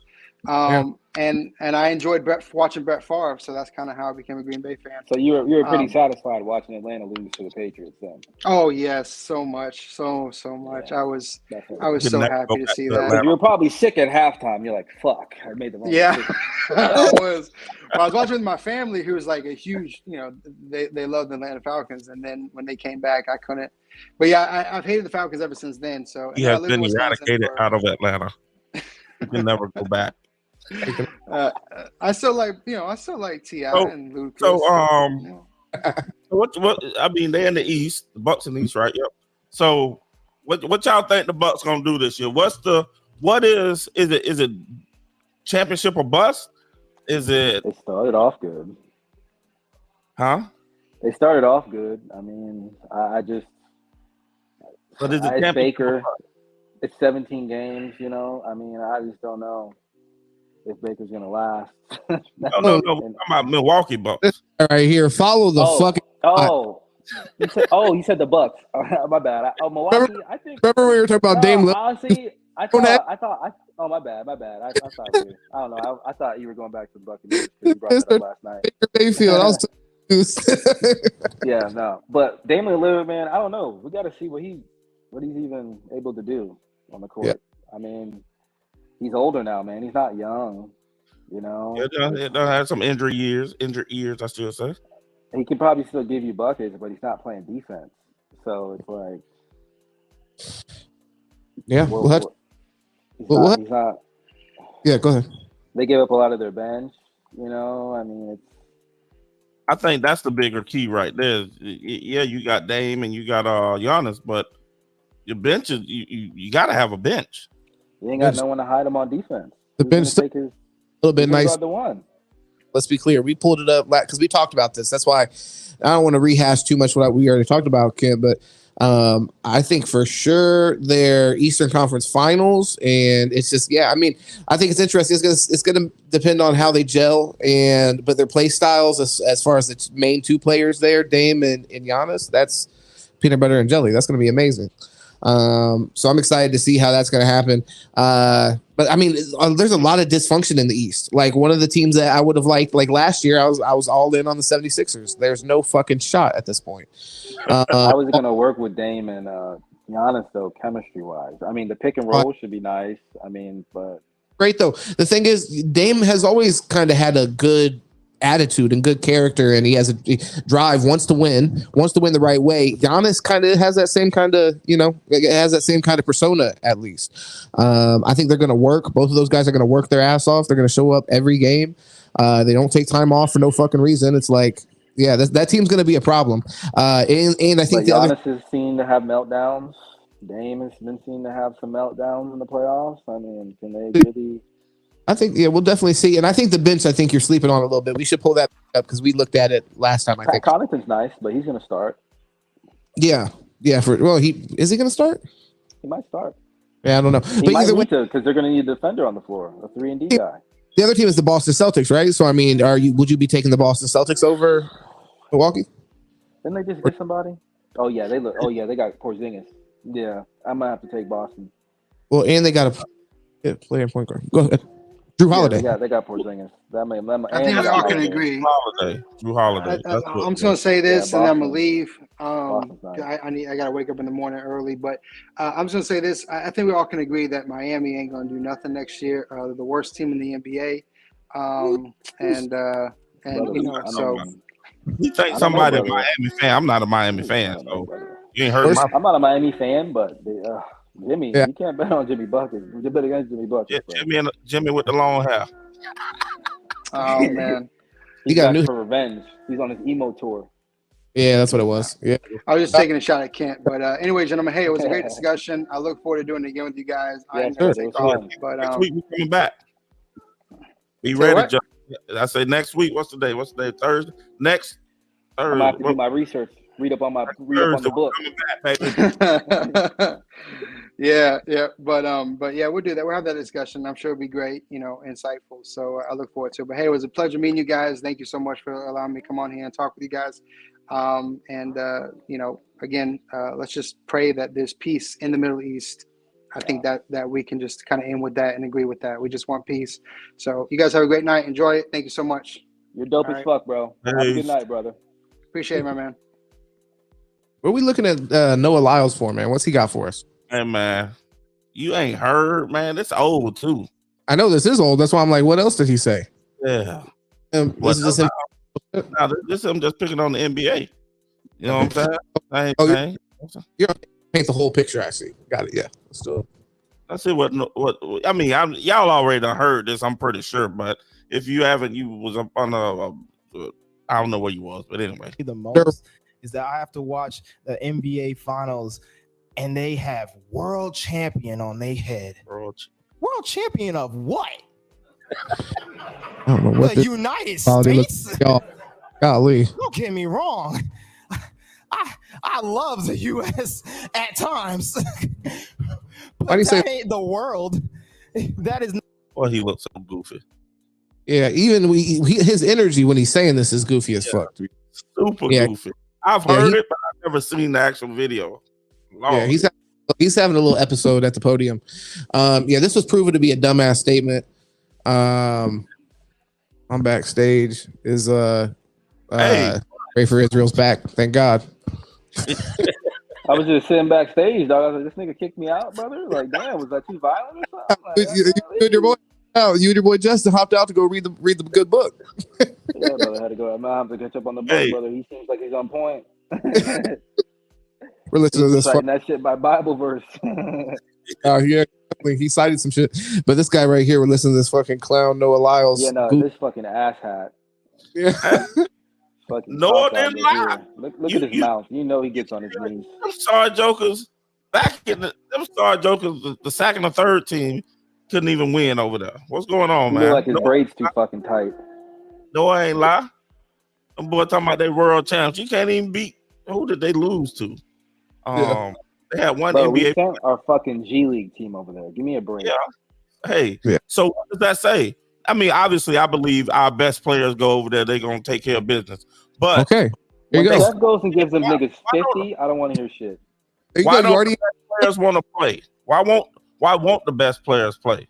Because that was in the FIBA, brother. That's the fucking dumpster barrel.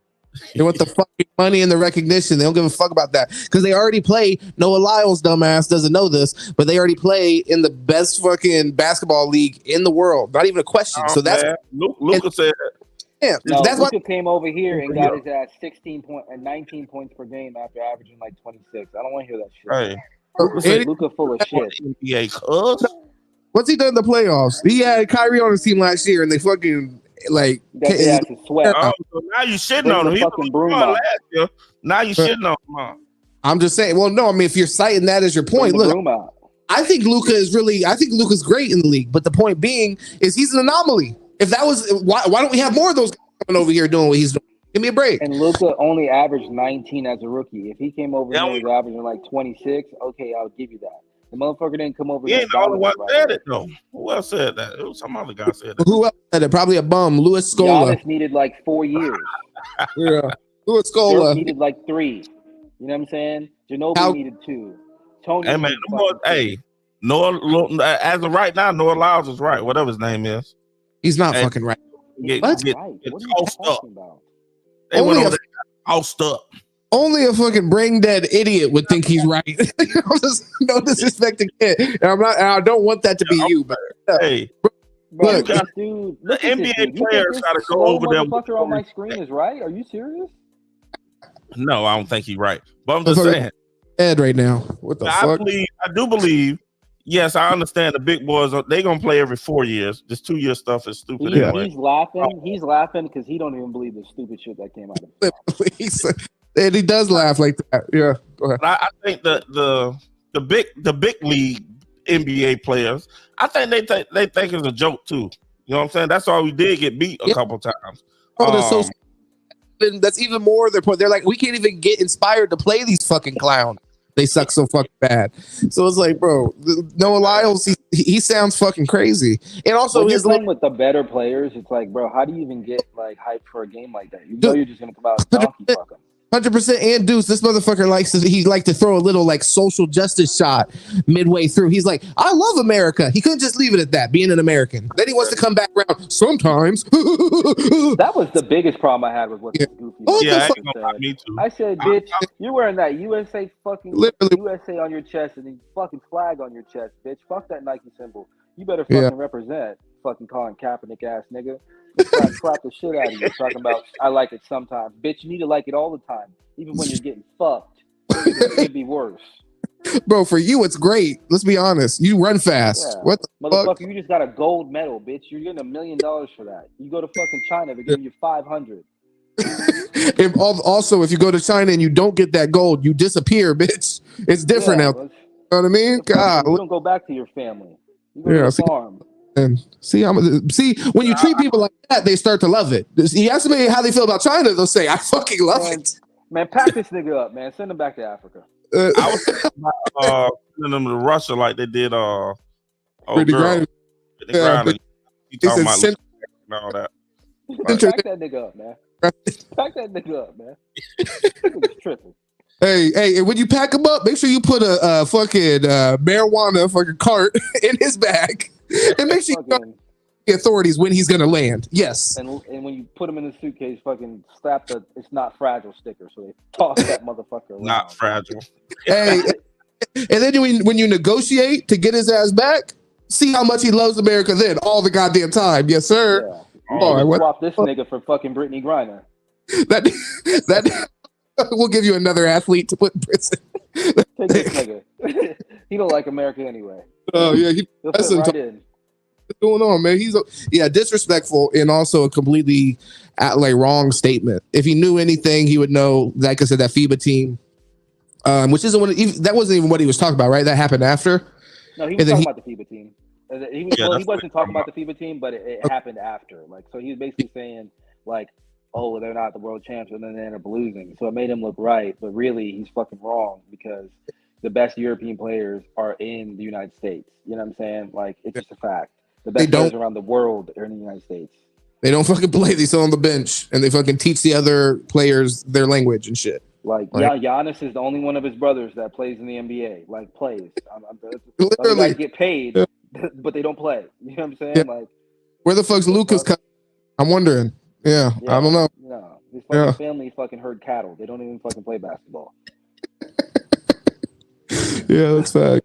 Oh man, Lakers star James drops blunt reaction to JJ Redick's locker room take. Oh, LeBron's a prick, and he's had the most toxic locker rooms in the fucking NBA history. And this douchebag wants to sit here and say JJ's wrong.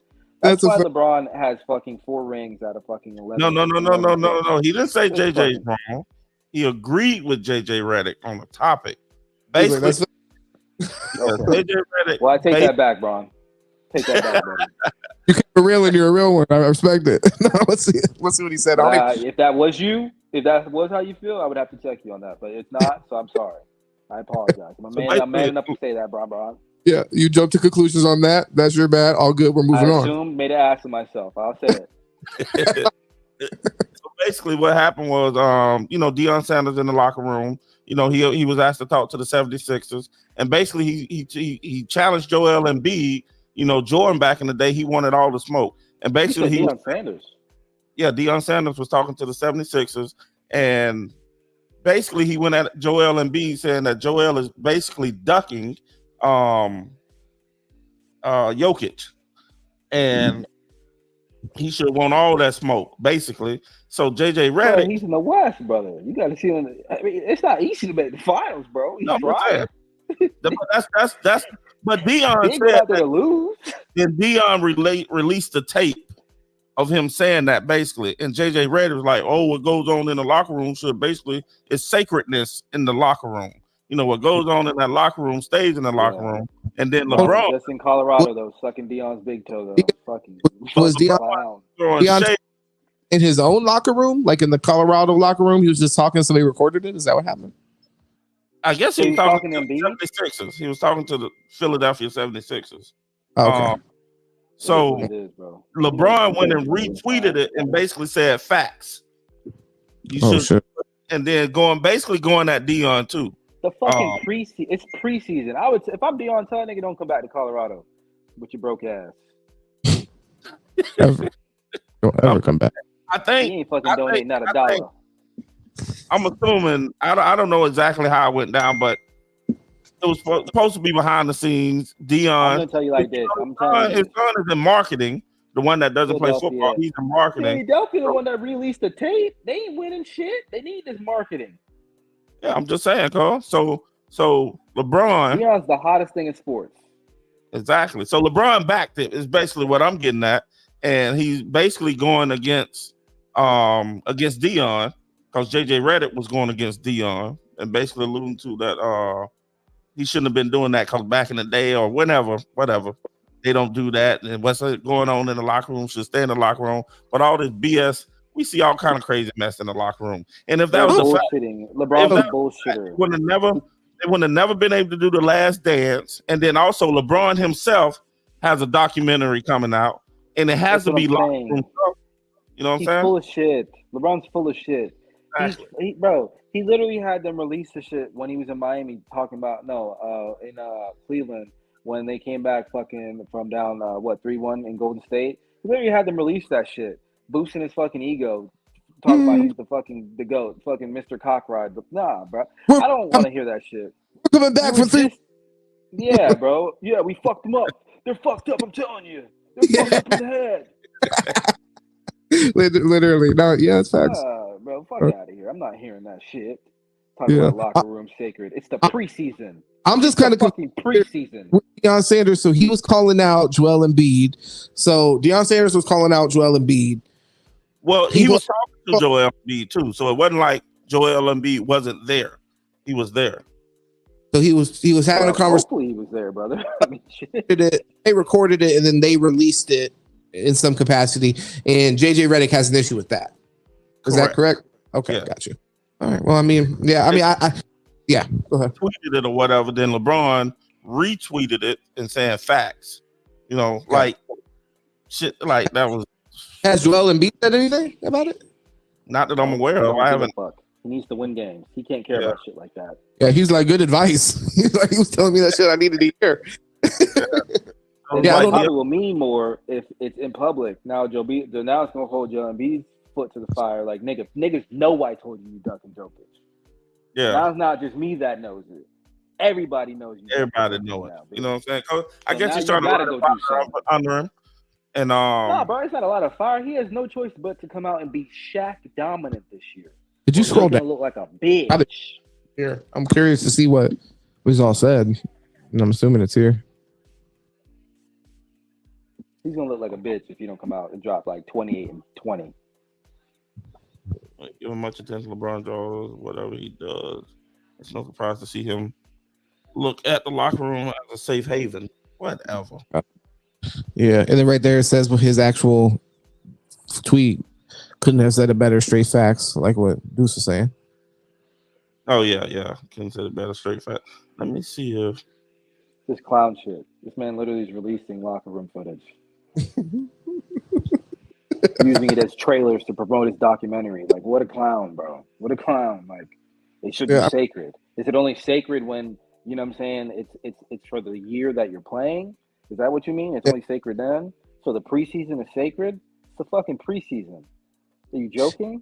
I'm just crazy about the clip. I'm wondering where they're coming from with this. I think that's it right there. Let's see. And I guarantee you, Dion didn't have a film crew in that locker room, but I guarantee you he did. Joel Embiid? Joel Embiid. It was his people. His people got people in them. Recording on their phones. I guarantee you. Yeah, so maybe. His African brothers. It's Dion's prime. Do you have the video? I mean, like, I don't know. It looks like you're struggling with this video, brother. Is it some shit where they feel like they're basically humiliating Embiid or something like that? Because I just don't even see the issue with it. They had a conversation, a marketing opportunity. Like Deuce makes the best point, really, where it's like one of the people criticizing it literally had done that. So it's like, I get that was positive locker room footage, and I can see how in some ways it's a private thing. Like for example, when AB was filming Mike Tomlin and he was talking about whatever, I don't remember. Go ahead if you're gonna play this. We'll check it out. Or when they do like fucking after game speeches on Instagram Live after wins, so that's not sacred. When you're putting the coach on blast, if his speech sucks, everybody knows it now. Tonight for Collins. You got Sean the Dougie, my bad. The smoke, he didn't right? Like when they released the footage of Mario Chalmers calling him a bitch on the sidelines. Hey, he said a lot of folks ducking the smoke right now. You know what I'm saying? Says every time he turn on TV, he wants to see the best versus the best. If Embiid's playing the Joker, then he want to see that. So anyway, here's the. Okay. It's a little different today. A lot of folks duck that smoke right now. They want to be Tarzan on paper. Yeah, don't sell me the game that this is what I'm gonna get, but then when I turn on the TV, I don't get that. I don't like that. Give me that. If B playing the Joker, I want to see B versus the Joker. All right, I want to see that, and he goes and get it. Right, I love it. I love the matchup, but I want to see it. That's what I want to see. That's why I stayed up. I want to see that. Is this Embiid right here or something? Yeah, that looked like Embiid. Yeah, it looked like it might be. I don't know. Okay, so yeah, I mean, I can see that. Yeah, that's some shit that's might be a little awkward, I guess. But yeah, I just don't. I don't. After we talked about Israel for an hour, man, I just don't have energy to be upset about this. You know what I mean? Like a man might have slipped up and said something that made somebody in the room feel slightly uncomfortable, and then they posted it. I mean, hey, you know, we do that all the time. So yeah, I don't think. All I know is someone tried Dion in there, and he's like, "Oh, these bitch ass niggas didn't pay me." I just think that JJ read it too far. It's stupid. I don't even think it should have even been mentioned. You know, if you ask me, anyway. Well, that's just JJ does that sometimes. I love JJ, but sometimes he be stretching shit, bro. He just be stretching shit. He's got some, you know what I'm saying? He does some good takes, but yeah, Deuce, we already know why we're talking about the shit. LeBron said something, so Gates he had to squeeze it in here. That's just what it is. Yeah, I mean, it's not. I mean, I don't even care what LeBron said. Going against Dion, bro. He's going against my dog Dion. I feel you. I mean, I don't like it either that he sat there and shit on Dion after going to his game a week ago. You know what I'm saying? Over there taking pictures with Bryce and shit. You know what I'm saying? Over there fucking, you know, cock riding, and then now all of a sudden he do some shit you don't agree with, and you publicly out him. How about you send a nigga a text message? You got his number. Well, the guy that posted it though wasn't at least we just watched it. That wasn't Dion. So who originally even posted it? Are they just complaining that nothing stays private, or his son does? His son do be Dion's son probably. Yeah, his oldest one do be Dion Jr. Yeah, he be Dion Jr. Yeah, I think all the social because he does a lot of media stuff. So we are all thinking that he's the one that posted it. True. Yeah, I did see he is head of the social media team or some shit. So interesting. He's the favorite. He's the favorite son right now. I gotta pull this one here up right quick for y'all for my foreign Sapp. That's Dion's words, not mine. Yeah, I saw he released a power ranking or whatever of his kids online. Oh, he drops them weekly. Brother. Yeah, oh, really? Keep updated. You can bet on them bitches on Vegas too. It's the favorite. Shadur is the winning horse. I'm telling you. We'll see about Shador, man. Hey, I see some interesting criticism of him that he holds the ball for too long. How do you feel about that? Yeah, must be open. Okay. He has that Mahomes effect where it's like, yeah, he holds the ball, but then he makes something happen. But then sometimes he holds the ball too long for the right amount of time and creates something beautiful. He has a good balance. He did take too many sacks against USC early, but if you look in the second half, man, that man went to fucking. Well, on the season, brother, I think last I checked, he was second in sacks. So, some criticism. Okay, so maybe a few games he probably took too many sacks. But he balances it out though because he throws so many touchdowns and so many like completions that you'll take the sacks. You're like, okay, he take a sack, take 5 yards, but then he's gaining 20 the next play. Yeah. You're like, fuck it. It's like a young Mahomes kind of thing. You know what I mean? Not saying he's Mahomes but his arm actually is a little bit more live than what I thought it was. Like he's got a little bit better arm than I thought. He made a throw against what was that? Not Colorado State. It was the game after where he threw across his body, and he didn't even like. His lead leg was off the ground, and I was like, "What the fuck?" I'm like, "His arm is that good?" You know? I'm like, that's a crazy fucking throw. You know? I mean, it was straight off his back foot, running to the side, and he threw it sideways across his body. I'm like, "Damn, okay, he's got a live arm." Definitely. But you know, I still think Caleb Williams is the lead dog. Drake May's second. I mean, what I'm interested in to see what the older one does, Shiloh, the safety, because he's an intriguing prospect there. I could see him like as a nickel corner in the NFL, like a really highly touted nickel corner, like a Kenny Moore. I mean, no, if you draft him, you want to draft him 5th, 6th round, 7th round, you know. I'm going 1st round. And my fantasy pick. Yeah, like Lamar Jackson. We know that, brother. We've seen that last year. Holy shit! But hey, what video is this? Yeah, it's Amazon, brother. This right here, 20 years ex-teammates Warren Sapp and Keyshawn Johnson going at it. So I do remember. Obviously, they played together. They played together with the Bucs. They won a Super Bowl. They're gonna tell each other then. They're gonna tell a little bit of the story about then how Keyshawn got to the Bucs. But I do remember they were on opposite ends when John Gruden got into the crap he got into. Sean, what's his name? Keyshawn Johnson liked it because he didn't like Gruden. But on the flip side, I remember Warren Sapp was like, "No, Gruden ain't no racist, this, that, and the other." So that's my dog. I'll tell you this: Warren Sapp is a country boy from the South. Keyshawn is a city slicker from California. Yeah.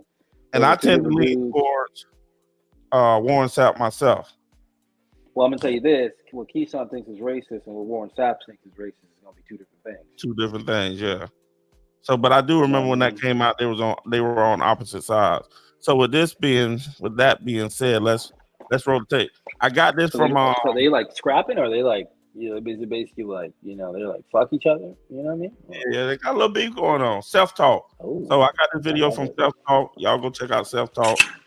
He actually Self-talk got famous through and they don't even get along anymore, but through Kwame Brown. Because he edited videos and that video, the songs that Kwame Brown got on his video, this guy kind of made him remixing some of the things that Kwame Brown was saying. But anyway, it's a lot of hate, brother. Employees are turning hourly jobs. Yeah, but they don't even talk no more. Into higher paying careers. Amazon paid for us to learn UX design on the job.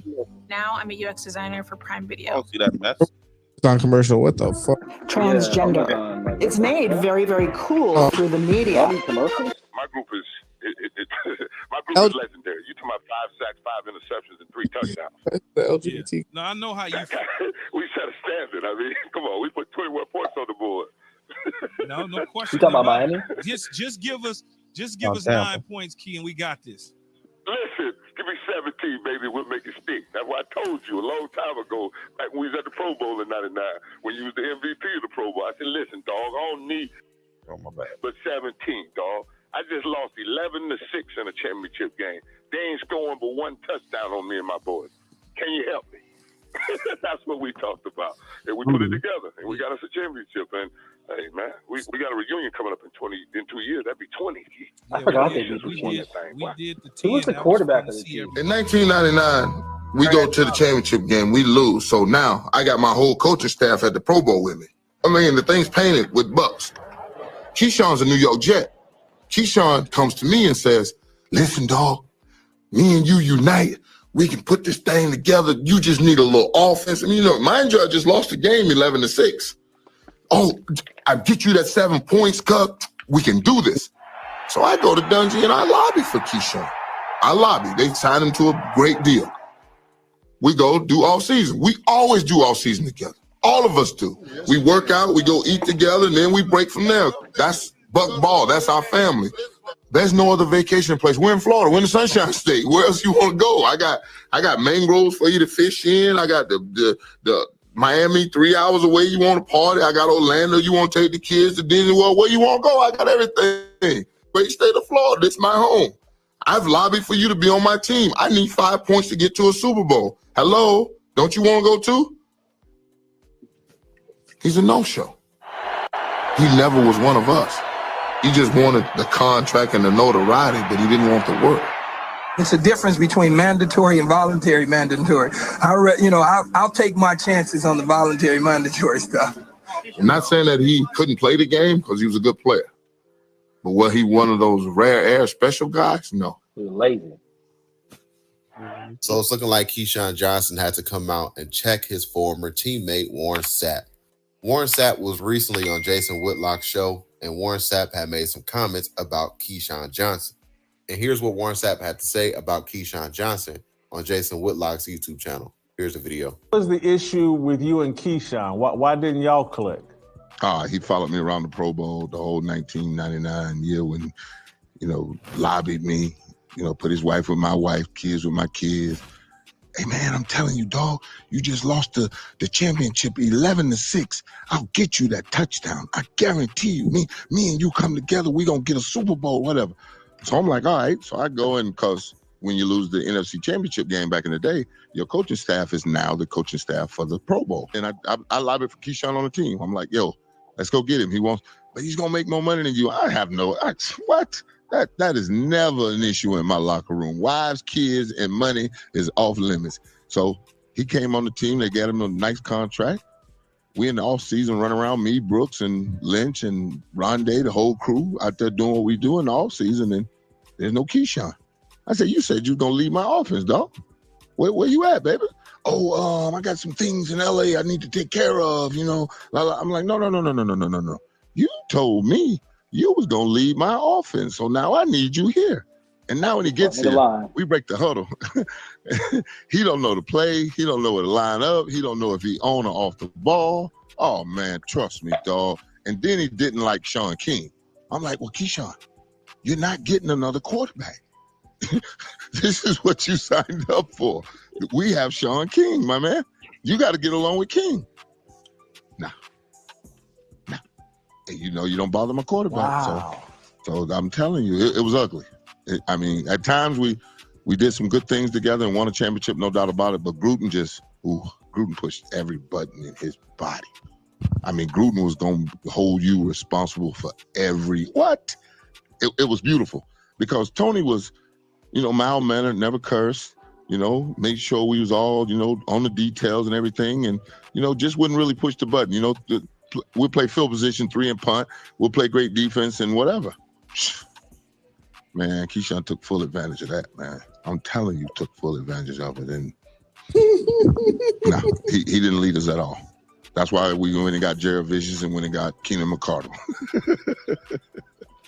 He was not leading. And because again, I can remember being in the locker room, and I don't remember it was a playoff game or whatever, where Keyshawn took a pot shot at Tony and triggered me. And he was special. He was special, dog. I'm telling you, on a whole nother level, dog. Whole nother level, man. Whole nother level. But other stuff, he's a good brother. I ain't got nothing wrong with him. But as a teammate, I'd never take him. So yeah, as you can see, that's what Warren Sapp had to say about Keyshawn Johnson. Be sure to hit that like button for me if you haven't already. That helps the YouTube channel continue to grow. And don't forget to hit that subscribe button, hit that notification bell. Stay up to date. YouTube videos. Peace. Like I was saying, this goes all the way back 20 years ago, man. Sapp even called Keyshawn Johnson the B word in 2008. And then in 2013, Keyshawn Johnson came out and exposed Warren Sapp for bullying some of his former teammates. Warren Sapp came out and addressed those comments. Warren Sapp said he did it for the teammates. Hold on. Good. And that's what got that teammate paid. So my trainer in high school, he was when the Bucks were winning the Super Bowl, he was a trainer for the Bucks, right? And his Warren Sapp story is the dude was the biggest dickhead to all the trainers, except for him. He would bully them and shit. I just had to put that out there because like Keyshawn ain't exposing shit. That shit is real. Like he was a dick. Like he was an asshole from what I know. I've heard that what too. I was told. Nice. But he was dominant. So I mean, I don't really want my lineman to be nice, to be honest with you. I'd rather have my D-line. Exactly. He was what he was supposed to be, an asshole. Yeah. Like you know what I'm saying? Sounds like he's holding people accountable as a team leader. He was actually, according to his story, he called up Keyshawn when he didn't show up to the what you told me. Yeah, the voluntary shit. Like, yeah, I need you here. What the fuck you doing? So that is going above and beyond his Call of Duty. So he got the nigga paid. A lot of you're great. You know what I mean? That we hear stories about Michael Jordan where you could say, yeah, definitely an asshole. But you know, he expected something out of people because he expected shit out of himself. So Warren Sapp expected to win a championship, and they did that though. They definitely did that. I'm curious to see Keyshawn's response. But you see this hat right here. This has to be recent because he got the Colorado hat on. Anyway, Fuck with Buffalo game, Colorado Buffalo's game before this year. Yeah, facts.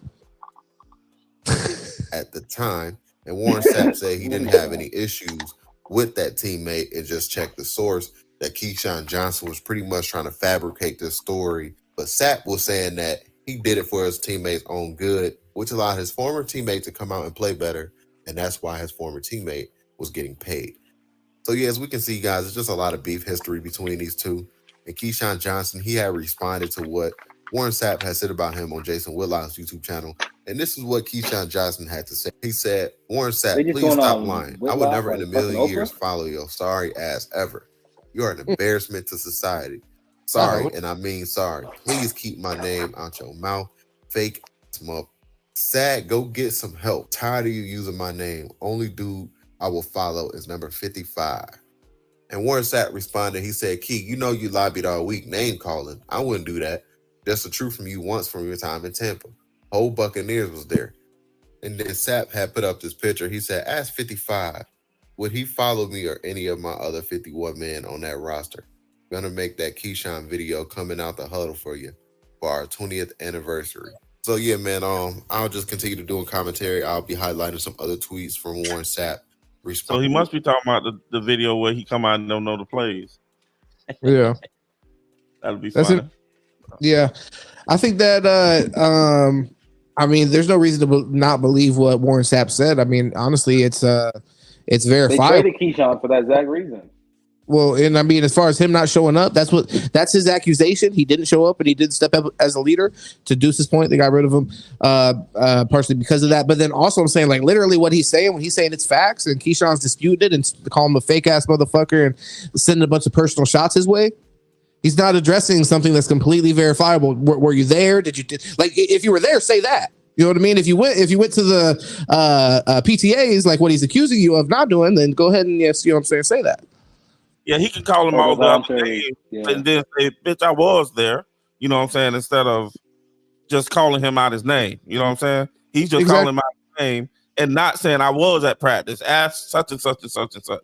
No, so I definitely believe Warren Sapp. Yeah, so he knew he got a call into Skip's office in the morning on first take.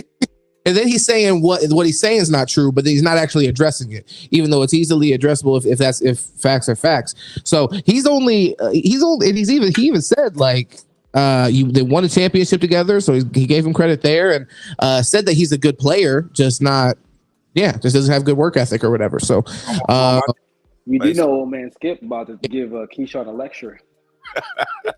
Hey, he gotta have that Shannon Sharp work ethic now.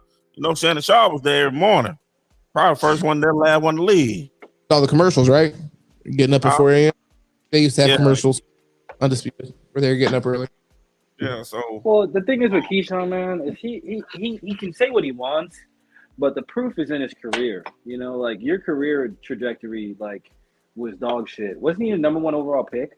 He was. Yep. You know what I'm saying? Like, to be real, like, he never fucking, like, panned out anywhere he was at. For wide receiver. Production was mid. The Keyshawn literally killed that for wide receivers. Like, wide receivers don't get drafted first overall since him. And I mean, I would say honestly, I think one of the reasons for that being is because of Keyshawn. I'm not even bullshitting. When you consider the impact that receivers can have on a game, if a guy can completely disappear like Keyshawn could, then shit. Like Jamar Chase and Justin Jefferson should have been number 1 overall. Like, you know what I'm saying? I mean, definitely proof is in the pudding. Keyshawn had a decent career. I think when he got to Carolina, that's when he retired. I don't know why though.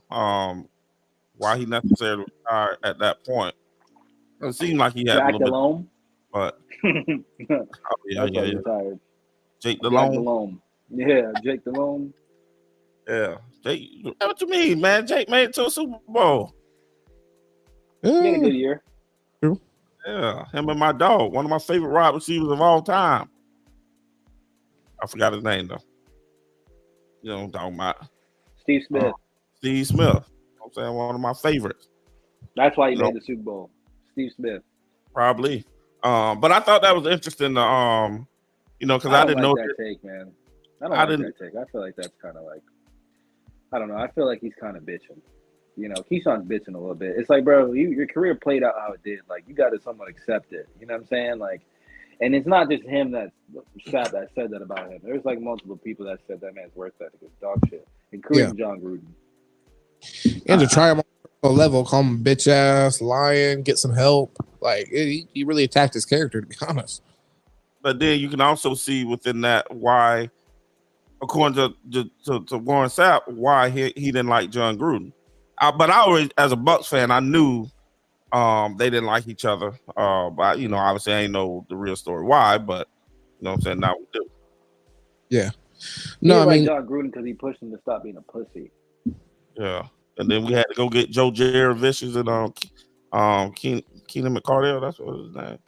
Yeah. Yeah, and then you had Sean King playing games, and then you got Brad Johnson. Then we got Brad Johnson. I like Brad Johnson better. Like Brad Johnson was great. Yeah, he signed there and started bitching about the quarterback immediately. That's hilarious. Yeah, that is. Probably he just want to get paid, seeing they had a great defense, and figure he can come in there as this, I was wondering how he got so much money, but he was the first overall pick and then finessed the fucking Bucs out of money. He had a nice career. He made millions. And he was the first round pick, so he got that JaMarcus Russell contract. Oh yeah, he got that bread now. Yeah, for the time, he definitely got paid. And yeah, I mean, they did bring him on, and he ended up. I mean, for no team, I mean, maybe his time at the Jets, maybe he was the number 1 receiver. I don't know. I'd be curious to look at the numbers and who he was across from. Vinny Testaverde was his quarterback. The pass game was so bad that they ran the ball. That the run game was like the key behind their fucking offense that year. They won the Super Bowl. I think he was let's pull up his numbers. Yeah, Michael Allscott. Yeah, Ward Dunn. Who was the running back? Michael Pittman. When they won the Super Bowl, Michael Pittman. Because Ward Dunn went and played at Atlanta for like 2 years, then came back to Tampa. Yeah, Ward Dunn was that man. He built Deshaun Watson's house when he was a kid. Yep. He had a Habitat house. Crazy how that works. But nah, honestly, man, I think they were a heavy run game that year and great defense. Yeah, I mean, too much his first year. But I don't know about what. What was you got his stats? What are you doing with the Bucs? I got the Super Bowl right here. Did he break 1,000 yards? He did break 1,000 yards a few seasons. Not his first 2 years, anyway. He didn't. That's why the Jets were like, all right, we need to get rid of him. We're not paying the rest of his contract. I wonder if they only signed him to 2 years or 3 years. You know what I mean? I wonder how that worked. Well, I mean, years, the Bucs 4 years, Dallas 2 years. Oh, I'm on the wrong page. Dallas 2 years, Carolina. Damn, that's all he played. 6. What zooming on those numbers? I want to see what his yards look like. Where the fuck are you getting 6? I'm 10 years. Yeah. Can you zoom in on the yards? 10,000. 10,000. Let's see those years though. I'm gonna see what those years look like. So 4 out of 10 years, he went over 1,000 yards. All right, that's not bad. Yeah, 40% of the time. He had one season with 10 touchdowns. I mean, that's 10 touchdowns is good. Really good. And I mean, the thing is, though, even so, when they did win the Super Bowl, Kent, you might remember better than I do because this is your team. But I think Rich Gannon threw like 4 picks in that game. I mean, that defense was just different. So it's like, Sapp caught not Sapp. I thought it was Brad Smith. No, I'm saying the other team. The other team that Rich Gannon. So was it the Raiders? Sapp caught one, not Sapp, damn it. Derek Brooks caught one, and the safety, I know he caught 2. White Smith, he caught 2. And I think talk about John Lynch. He caught 1. No, he didn't catch no interception. Actually, I was wrong. Oh, it's 5. 5 picks for the Super Bowl. That's crazy. Rondé Barber got 1, I think. Dwight Smith has 2. Dexter Jackson had 2, and then Derek Brooks had 1. And then, by the way, check this out. Dwight Smith scored pick sixes on both of his, and Derek Brooks went for a pick 6. So 3 pick sixes, 5 interceptions.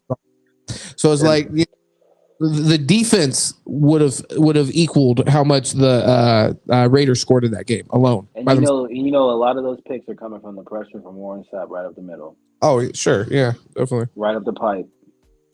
That's what made him so great, bro. He could get pressure on the quarterback right up the pipe. Yeah, Warren Sapp had a sack in that game. Simeon Rice had 2 sacks. Greg Spire had a sack. Ellis Wims had a sack. Yeah, so interesting stuff. Simeon Rice was nice. He was low key like a sleeper nice. Like he was that guy on the edge there. But Warren Sapp made all their jobs easy, man. He was taking double and triple teams. Yeah. And I mean, from like we're talking about Keyshawn, so look, from the offense's perspective, when your defense can score 21 points, like come on.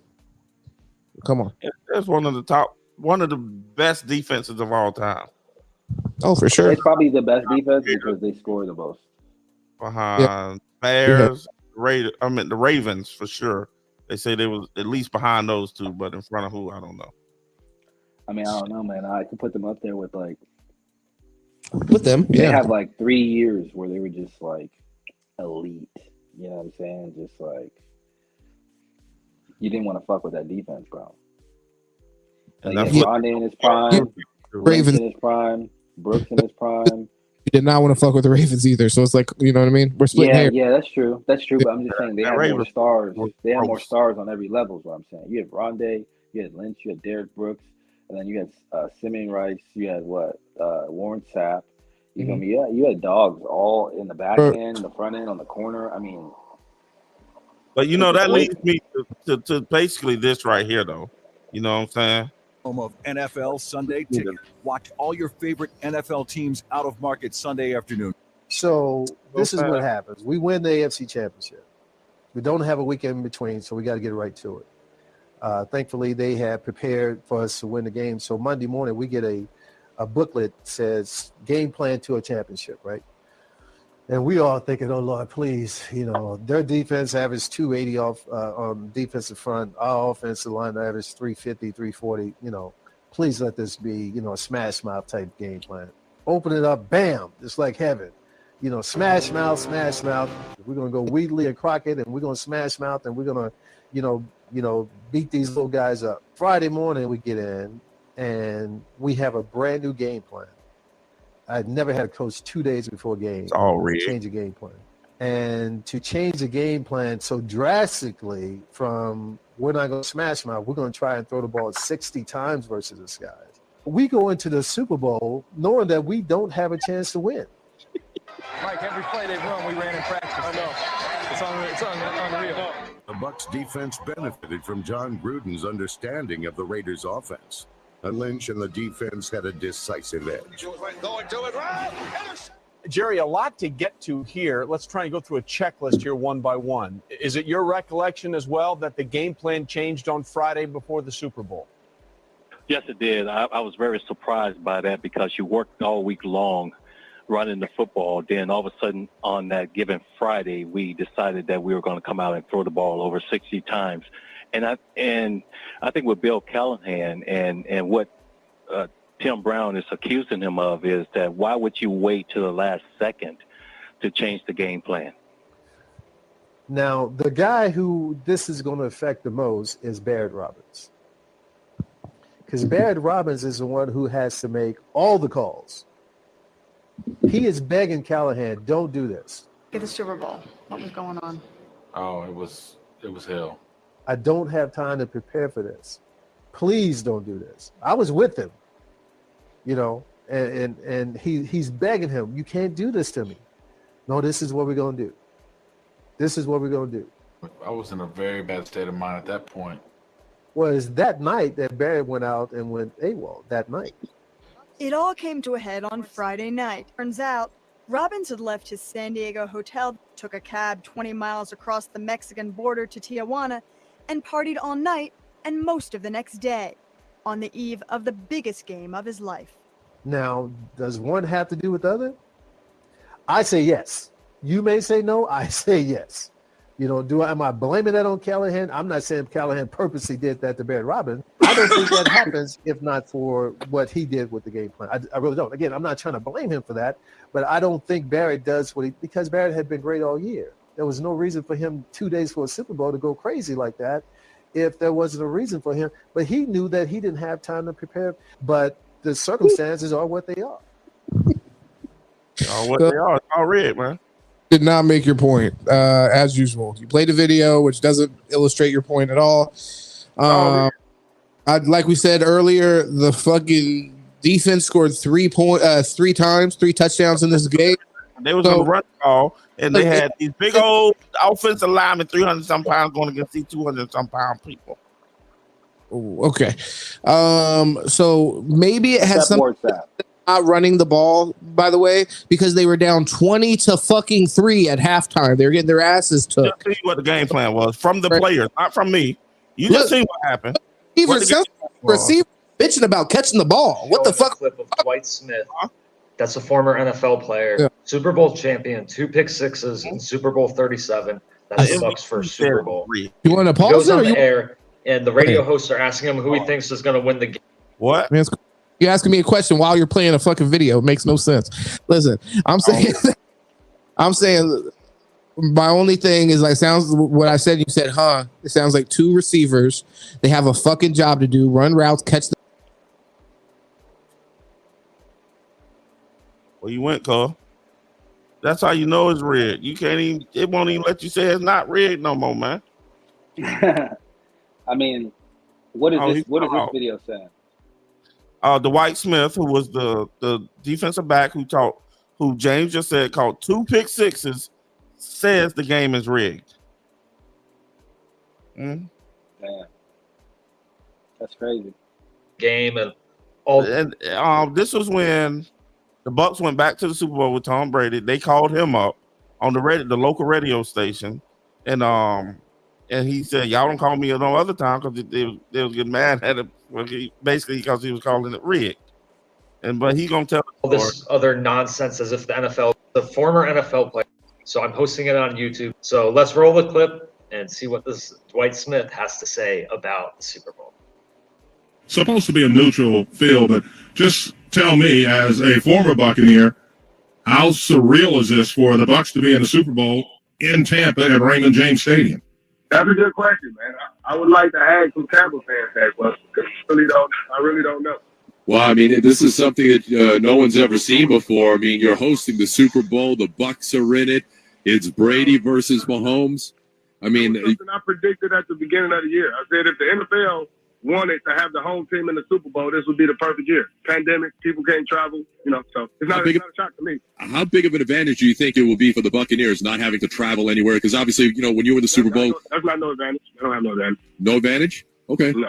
All right, so That's like saying they have advantage at every home game during the year. So I mean, it ain't like they won every home game. So it ain't much of an advantage. So tell me, obviously you're a defensive guy. What would the game plan that you would engage against this Kansas City offense led by the great Patrick Mahomes? I mean, how would you guys try and stop Tyreek Hill? Let's say this was back in the day. It's a Monty Kiffin-led defense. How do you think you guys would defend cats like Tyreek Hill? And of course, that fine tight end of theirs, 87, Mr. Kelsey's pretty dangerous too. Well, we played cover 2, so ain't much you would change. You always got somebody over the top. Our key was we had defensive line pressure, man. If you ever noticed in the NFL, the teams who win is who get the most pressure on the other team's quarterback.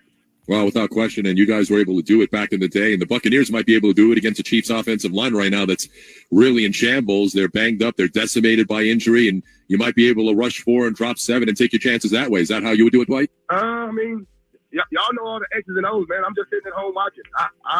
I don't like to get into that because I don't believe the game is really decided on the field. So, I don't get into all the X's and O's and talking, man. Like I said, I played in the game. I set a Super Bowl record, and we knew every play they was running before the game started. So, hey, who am I to say? Well, tell us about that week leading up to the Super Bowl, because that was the big thing. Bill Callahan was the Raiders coach at the time. Obviously, John Gruden had just come over. Tell us about that week of preparation leading up to the game and how it was executed by you guys. I mean, you could know which plays are coming. And Tim Brown and Jerry Rice come out and stated they made them run John Gruden's offense. Yes. It was his offense, and you guys knew exactly what was coming. Did you know every single play? They didn't run that offense all year, though. Ain't it odd that you would run it when you're playing against us? So did you guys know every play before the ball was snapped? I'm just saying, man, the game ain't decided on the field. That's all I'm going to say. Like I said, I predict who's going to be in the Super Bowl. It ain't about who has the best players. Football is entertainment. So what's the most entertaining Super Bowl? The Bucs in their first one against Patrick Mahomes has nothing to do with if these are the best teams, because we know that these aren't the best teams. The Bucs are not the best NFC team. So who's the best team in the NFC, in your opinion? The Green Bay Packers. But the Bucs beat them at Lambeau, though. I mean, the Bucs proved it. They went there. They beat Aaron Rodgers at his place. You can say what you want, man. Like I say, the game ain't decided on the field. But the Bucs beat Green Bay like 38-10 at Raymond James Stadium. You're not listening to me, man. You keep saying that so how is it decided then if it's not on the field? The Giants won the Super Bowl in 2007. I had 2 pick sixes.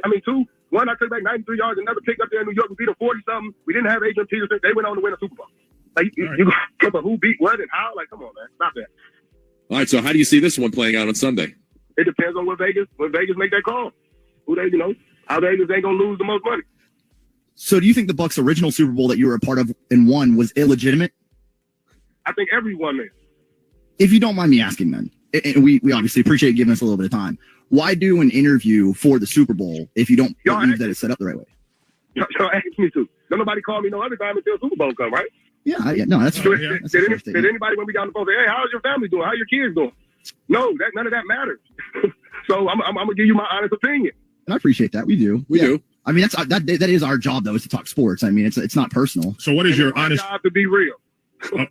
We understand that. So what is your honest opinion of Tom Brady being in 10 Super Bowls?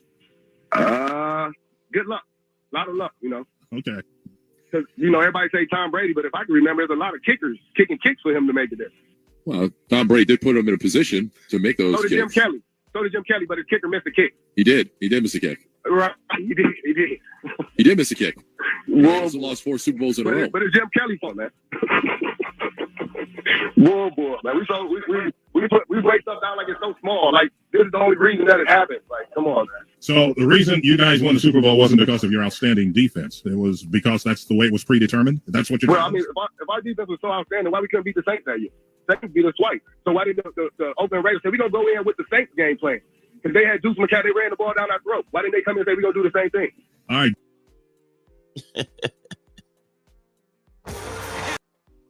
Hey, man. You know what I'm saying? That's kind of crazy. Yeah. I mean, they switched the game plan the day before. That's like unheard of, bro. Especially like for the NFL. Super Bowl. Yeah, dog. That doesn't make sense. You ran the opposing coach's offense. Like, what sense does that make? That's the real weird part to me. Like, you ran the other coach's offense. Exactly. So the fact that like maybe watching that Super Bowl, man. Oh, this, that, and the other, but they changed the play. They've been running the ball all season. The wide receivers, which is shocking, wanted to run the ball.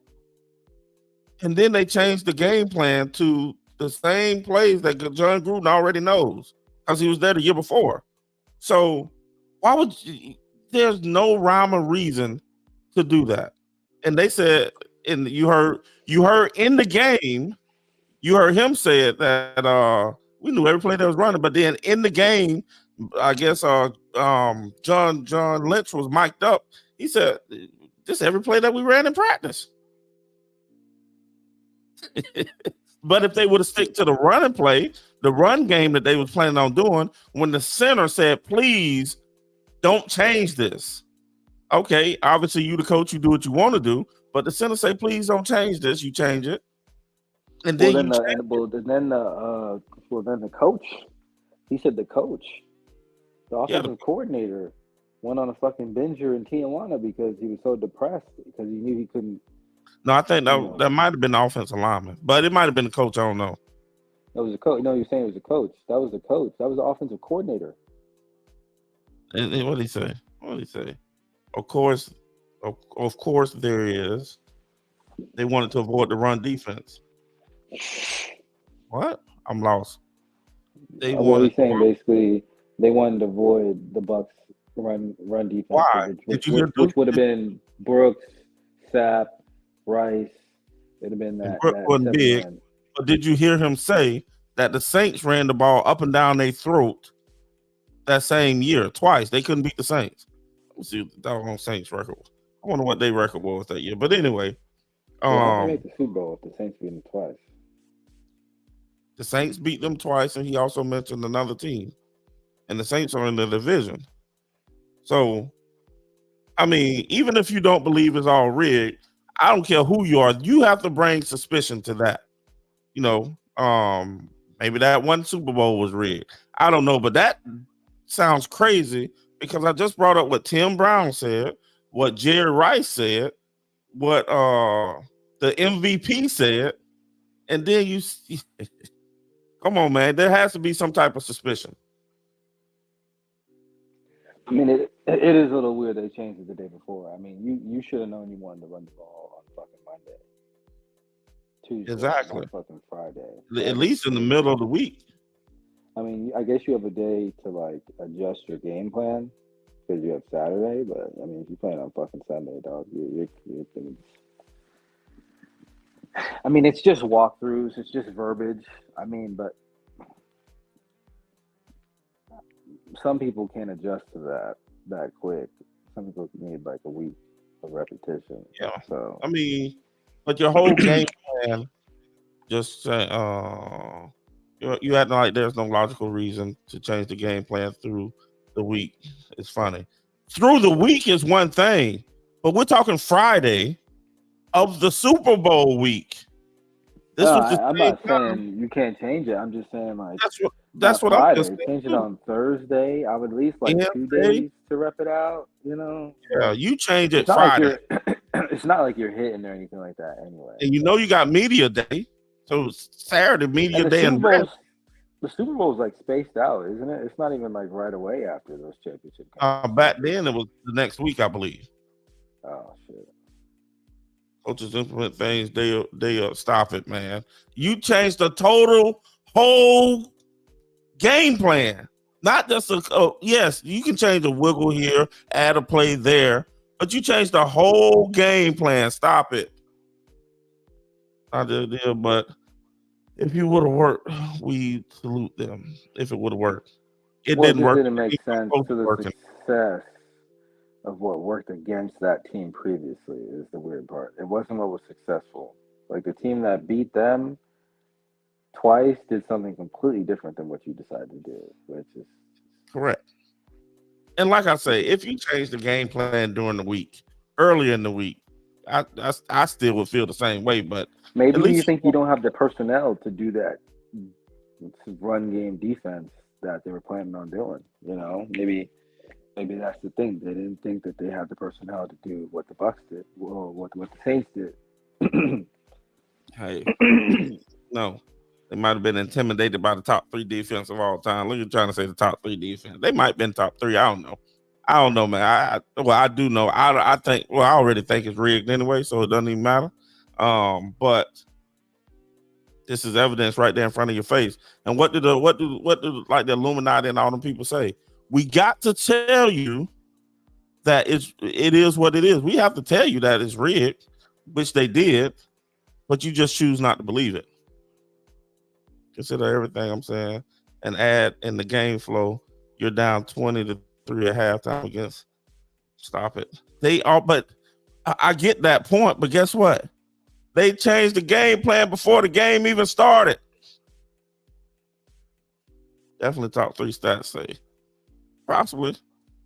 But hey, they changed the game plan before the game even started. Before game day, Bang, bang, boogie. Yeah. Got to be more careful, boy, I tell you.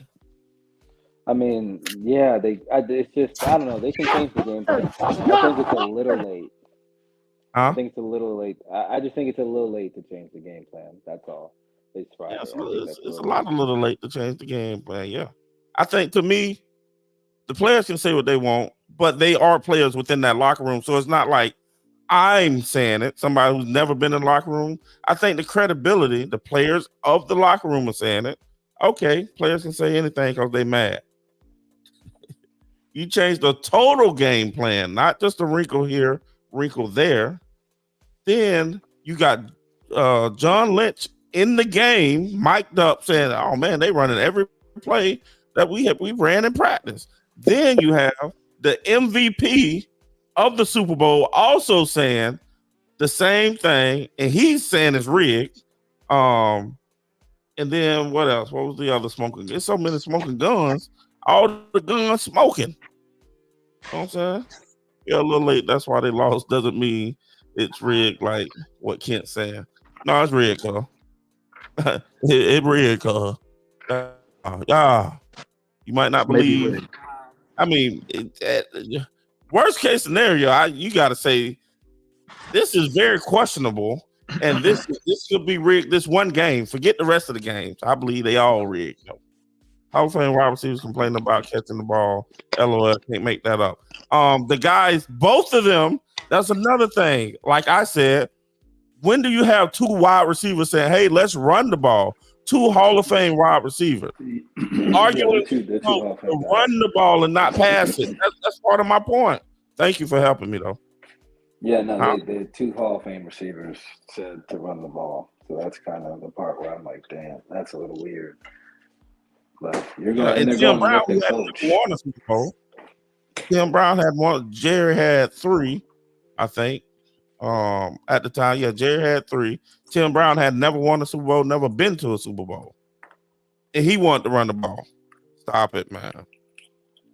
Too many smoking guns over here. You may not believe the whole thing rigged. That game, I believe. Once again, I believe the whole thing's rigged, but that game there, definitely. Yeah, that game. I didn't even know all that. That's kind of interesting. And then when you have a player saying it, like, and Tim Brown is like, he's not a conspiracy and like a no nonsense guy. Like, that game might have been rigged. You know what I'm saying? Like, he's a credible dude, man. Like, he's not just gonna say that, you know, without any like reassurance. You know what I mean? Yeah, complaining after the fact. According to them, yeah, of course they're not going to go before the Super Bowl. Man, we changed our whole game plan. I'm mad. Why would they do that? Why would they do that? Come on, man. Let's stop it. Stop it. But the thing is, Jerry was saying that Tim Brown was saying it then. Yeah, both of them were saying it then.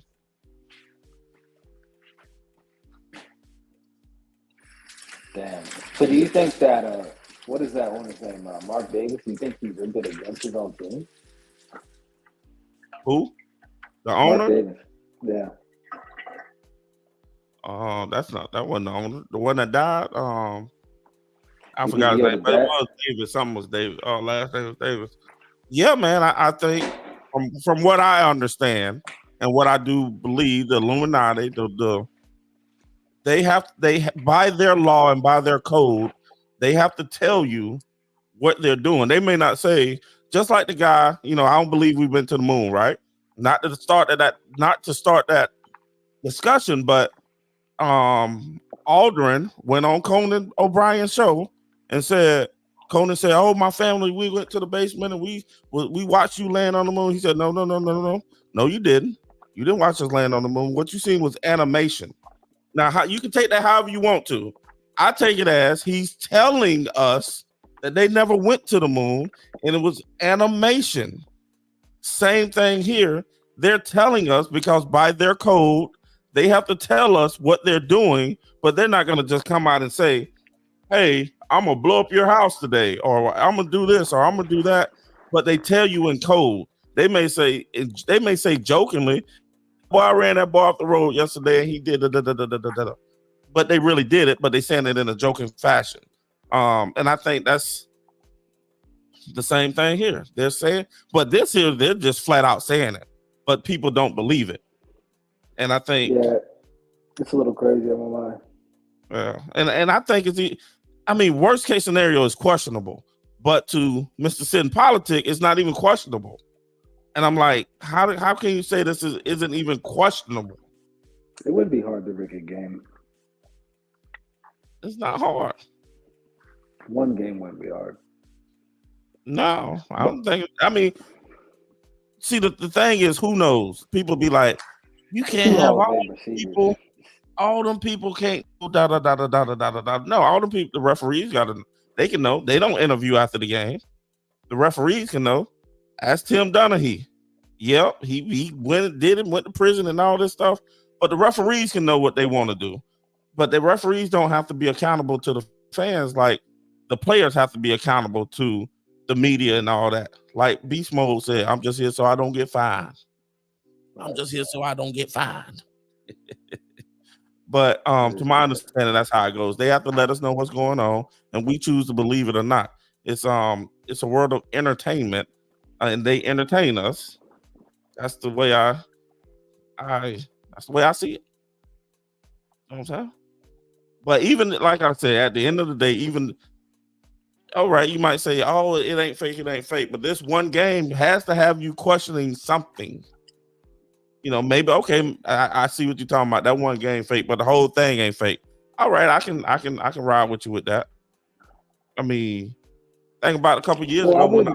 I don't think fake is the answer. I think it's just a rigged. Well, rigged. Like they've rigged that game, and that's happened in baseball. That's happened in soccer. It's happened in all major sports. They've rigged games. Like that's like, you know what I mean? Like they know if they have a certain fan base win a game, like they're going to make a shit ton of money more than another fan base. So yeah, that happens. But at least you could say that. Talking to him, with all that evidence, with all that, come on, man. And then like baseball knew about steroids for years, did nothing about it because they needed people to watch their sport. They needed them home runs. And then they up and start doing something about it when people start really paying attention, or you know what I'm saying, start really thinking about it, or trying to blame people about it. But baseball knew what was going on the whole time in the 80s and 90s about evidence, cuz. That's what I said, cuz. Evidence, cuz. You know what I'm talking about, man? He gonna jump off. He jump off when we play that, cuz. Talking about, oh, my iPad went dead. You know what I'm saying? My iPad went dead. I don't want to see all these facts. You know what I'm saying? That went dead. Hey, man, if y'all out there on Twitch, man, get at your boy, man. Case over media. Hey, it's just crazy, though. I mean, the fact that you got Hall of Fame receivers saying it, that's nuts, man. And arguably the greatest receiver of all, in my book, the greatest receiver of all time. But arguably, you have arguably one of the best players of all time. People say the best player of all time. You know, some people say that. Yeah, he talking about he's look at the numbers.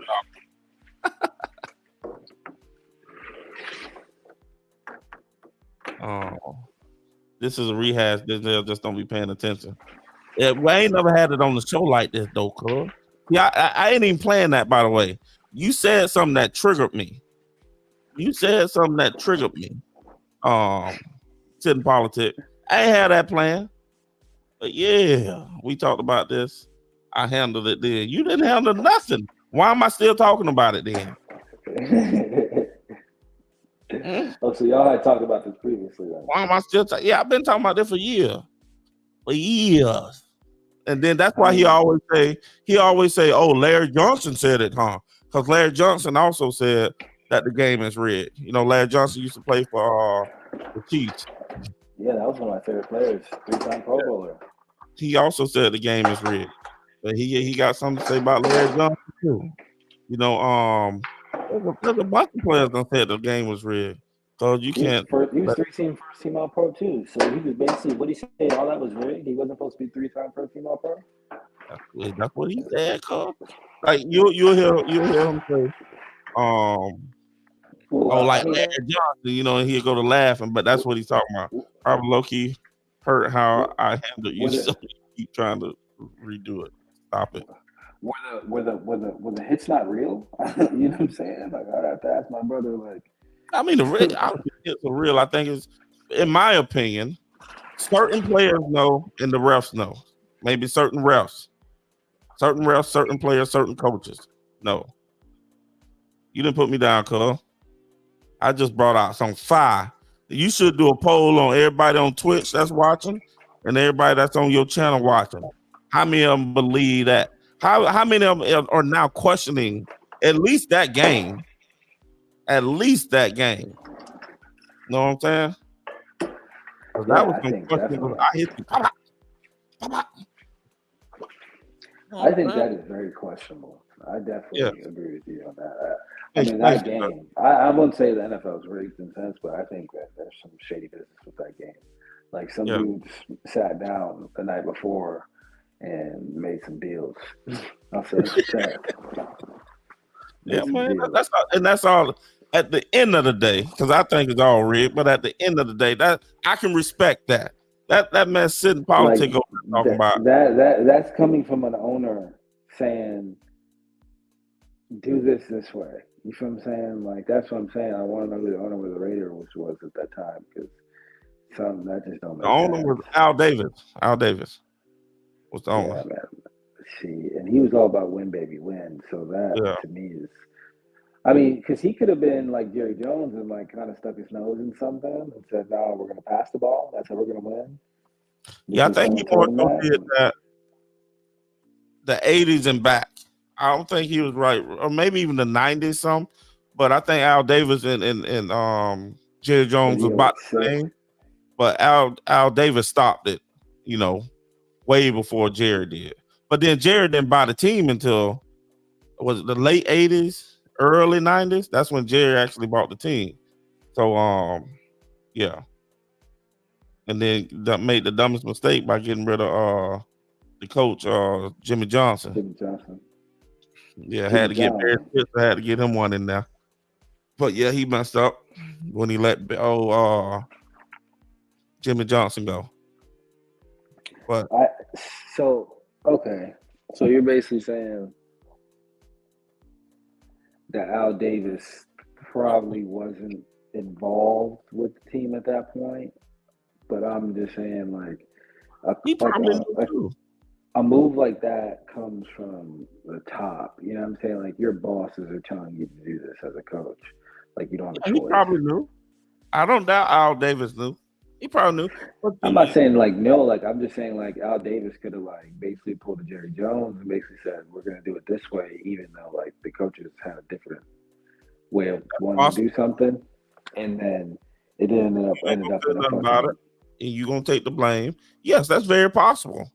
So the coach may not have known why he was being told to do what he do. I don't know where it came from, but I'm just saying. Yes, it could have been from a good place. It could have been from them trying to win, but then they fucking fucked it up, is what I'm saying. It could just be like something normal. Yeah, it's possible. I mean, I will say, unlike sitting politics, don't say anything's possible. What you're saying is possible, but I think that is slim because because what makes me say that it's even slim is because John Gruden was your coach the year before. Now you're going to run his offense against him. Who knows the offense better than him? Yeah, that's a little crazy. That's what I'm saying. You running his offense that he's probably running with the Bucks, so he still know the offense. It's the same offense that he's running already, basically. And like John Lynch said in the game, mic'd up, they're running every play that we ran in practice. Dwight Smith said it also in the video. They ran every play. We already knew what plays they were gonna run. They still formation. That is crazy. Yeah, that's what I'm saying. That doesn't happen, like, unless you steal it.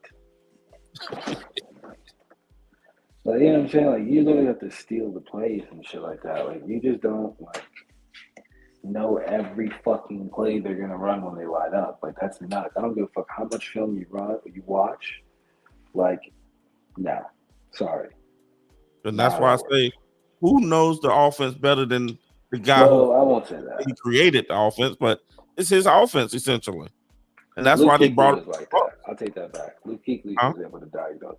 I'll take that back because Luke Kuechly was able to diagnose offenses like that. But I just don't think, like, in a Super Bowl, 3 pick sixes. That's what I'm saying. Yeah, 5 picks, 3 pick sixes. They damn near couldn't figure out who was going to be the MVP. Definitely some cheating, man. Yeah. Cheating, rigging. It's all the same if you ask me, you know what I'm saying? Hey, y'all, everybody that's on the Sitting Politic channel, everybody that's on, ask him, does it seem suspicious at least?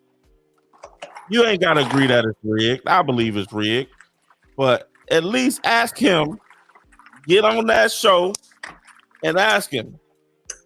Or tell him that this is suspicious. Come on, man. Come on. It's a unique scenario between the connection of Gruden and Oakland. What do you mean it's unique? He was working, he was a coach over here with Oakland. The Bucks paid a whole bunch of money, said, hey, come coach us. We're getting rid of Tony Dungy. He went over there, running his same offense. Oh, I'm playing that team in the Super Bowl. Then that team he's playing said, oh, man, a day before, 2 days before the game, let's run his offense. That he already knows. And who's going to know that offense better than the guy who designed it? Nobody. I bet they didn't even know the offense as good as Gruden did. I don't even know how you change your offense completely into another man's offense the day before a game. Like, bro, I'm going to be looking at the fucking coach like, bro, what are these words? Like, what the fuck am I saying? Bad coaching. It's suspicious, and terrible coaching.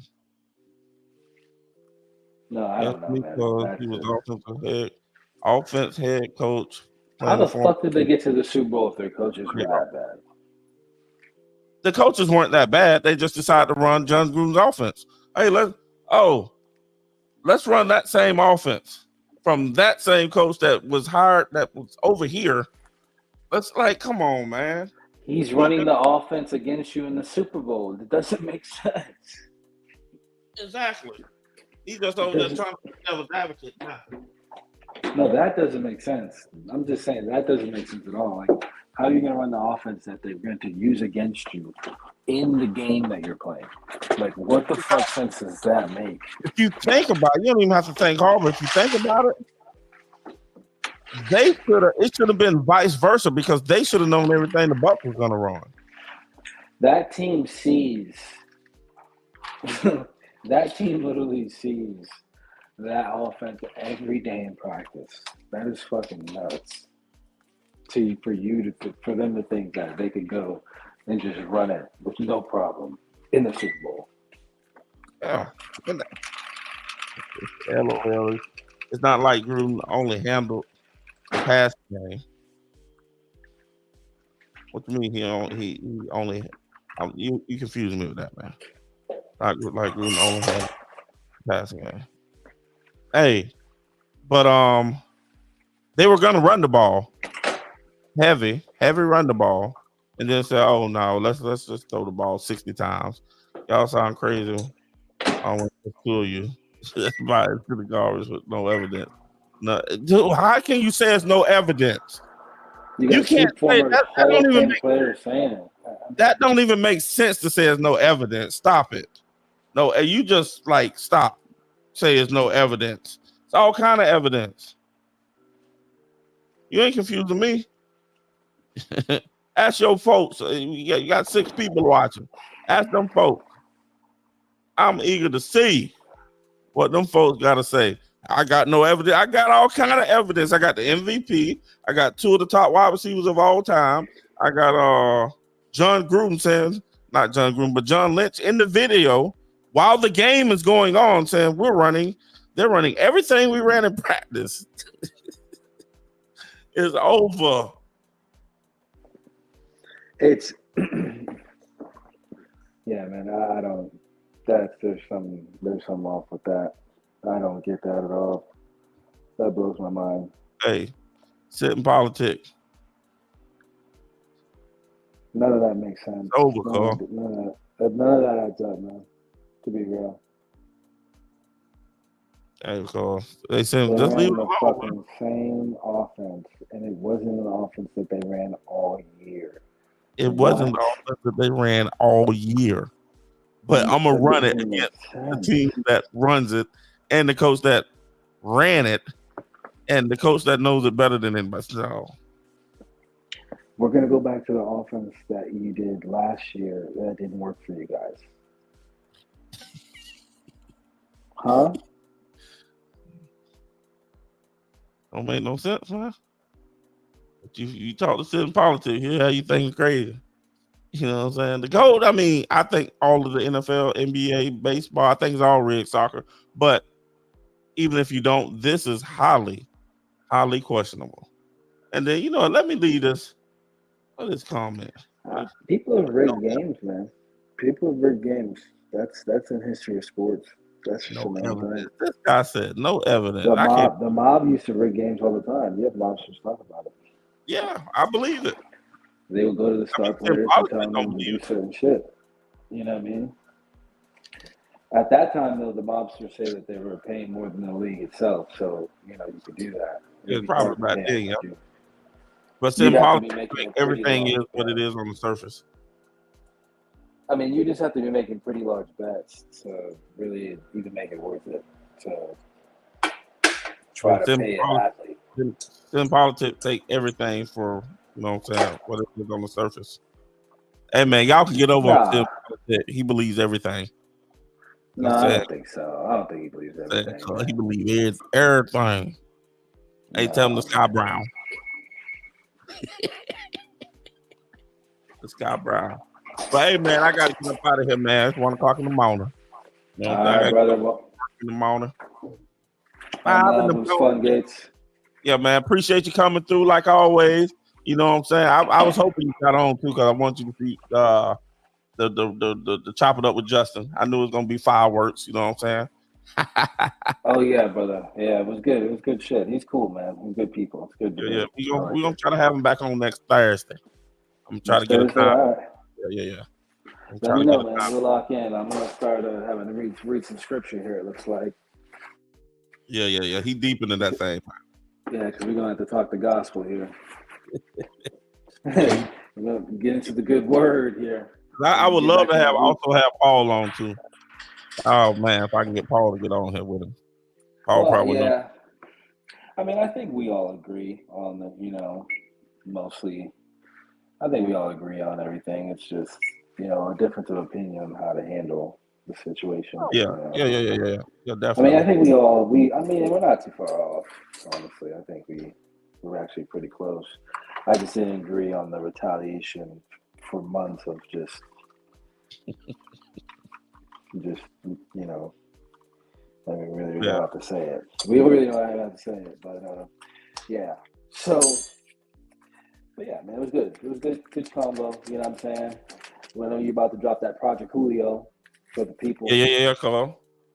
I thought I'm gonna play the new one, even though I ain't put it on my thing yet. No, the that new one's fire though. I have to play that way. Yeah, man, he's got a sound, man. He needs to tap into that for real. Keep pumping that out. It's good music. Yeah. He'd be surprising me because I honestly didn't even know this song existed. I found this song. Hey man, y'all go out there.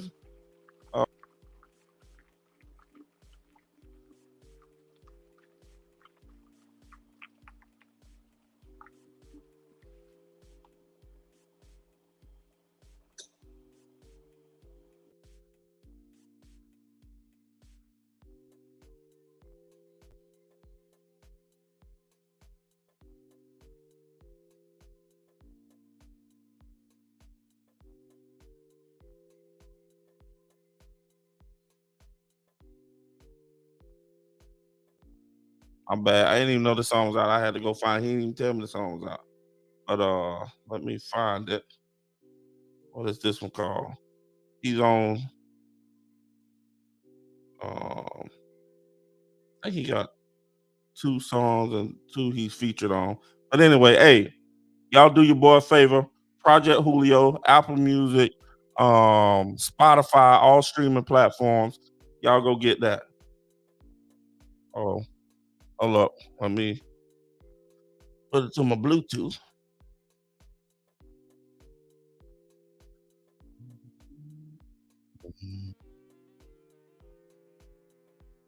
There we go. There we go. Appreciate y'all. Let me cut this other thing off too. Got to be more careful. I'm sorry. I'm coming. Boy, coming. Bam, there you go. Well, let's see. But you know that I like that. Still in love with you, and I know that you don't like that. Yeah, I'm losing you, but you know that I'll be right back. Still in love with you, and I know that you don't like that. Hurt because of you, yeah, you took me off the right track. All this pain inside, kinda hard for me to unpack. Hold up, run it back, a story on your Snapchat. I know that you lied to me, but I thought I could fight back. Push me to the side, and you won't tell me why. Forgive me in your past, I never knew you were like that. Why won't you talk to me? Ignore me, obviously. Say hi to all their friends, don't get acknowledged, make me wondering. It's like a lesser man, die of embarrassment. Haven't heard nothing, then all of a sudden it's anymore. Leave me alone, you don't call me no more. So I know you've done this before. Not even hitting me up when you're bored. It's your opinion, I'm not talking to you. What are you doing this for? You, but you know that I'll be right back. Still in love with you, and I know that you don't like that. I'm hurt because of you, yeah, you took me off the right track. All this pain is sad, kinda hard for me to unpack. Hold up, run it back, story on your Snapchat. I knew that you lied to me, but I bet I could fight back. Push me to the side, you won't tell me why. Forgive me in your past, and I never knew you were like that. I'ma let my tears just push me to the side. Trust issues after years, in my heart where they reside. I knew I needed better, you went ahead and lied, but my mind just can't forget all the love I was denied.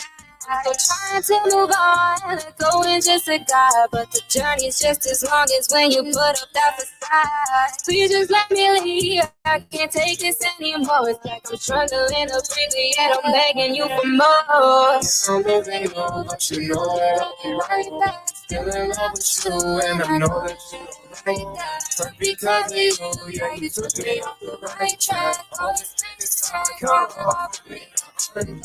Hold up, run it back, a story on your Snapchat. I know that you lied to me, but I push me to the side. You won't tell me why. Forgive me in your past, I never knew you were like that.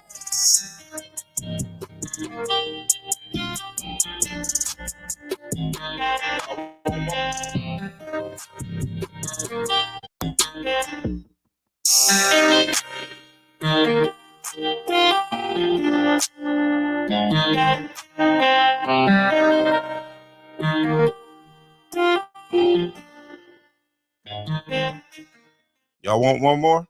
I'm gonna give y'all one more. Give y'all one more, man. Y'all go get that. Get it. Yo, Aiden, what was that project we was talking about a while back? And we're like, Get it now. Get it early. yeah, that's the one. Yeah. Aiden, are you dreaming again? I'm on my own again. Never thought that I could feel this low. I'm in that zone again. No text back and no one hits my phone. Hey, I like two friends, wanna give back, but I don't get the 2 cents. Wanna feel love, but it seems kinda stupid. Send you my arrow, I feel like I'm stupid. Why do I do this? I know that it's useless. From now on, I'm gonna be ruthless. Don't call back or I need on who this. All of my ego that just got boosted. I'm storm all day, nothing to do, so I need 2 friends. 2020 guys for Halloween was safety. Forever good time, sure it's kinda crazy. I just broke down the phone. I'm thinking, oh, what's about to be in this must be like I'm on my own again. Never thought that I would feel this low. I'm in that zone again. No text back and nobody hits my phone. Get to it. Hi, what you feeling? How high? Go along, enjoy the ride. I cannot see love is fine. But I want you to stay, and every single day I sit and I pray that I might see you when your mind might change. And anytime I listen, I just fade away like, I'm tired of it, I don't wanna be here. And honestly, she made everything so clear. Keep it going, Julio, just keep it going. Bless the music, let them hear it. All that worry disappear. I'm on my own again. Never thought that I would feel this low. I'm in that zone again. No text back and nobody hits my phone. My heart's cold again. Never knew that we would be old friends. I'll never love again. My mind's running, it's time to make it.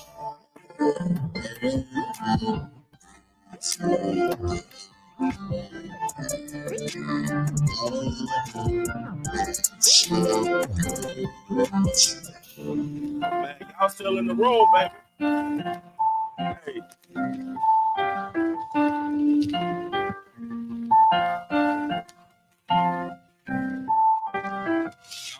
Y'all still in the room, so I got to give you another one. It's a Christian. Well, let's say that was the last.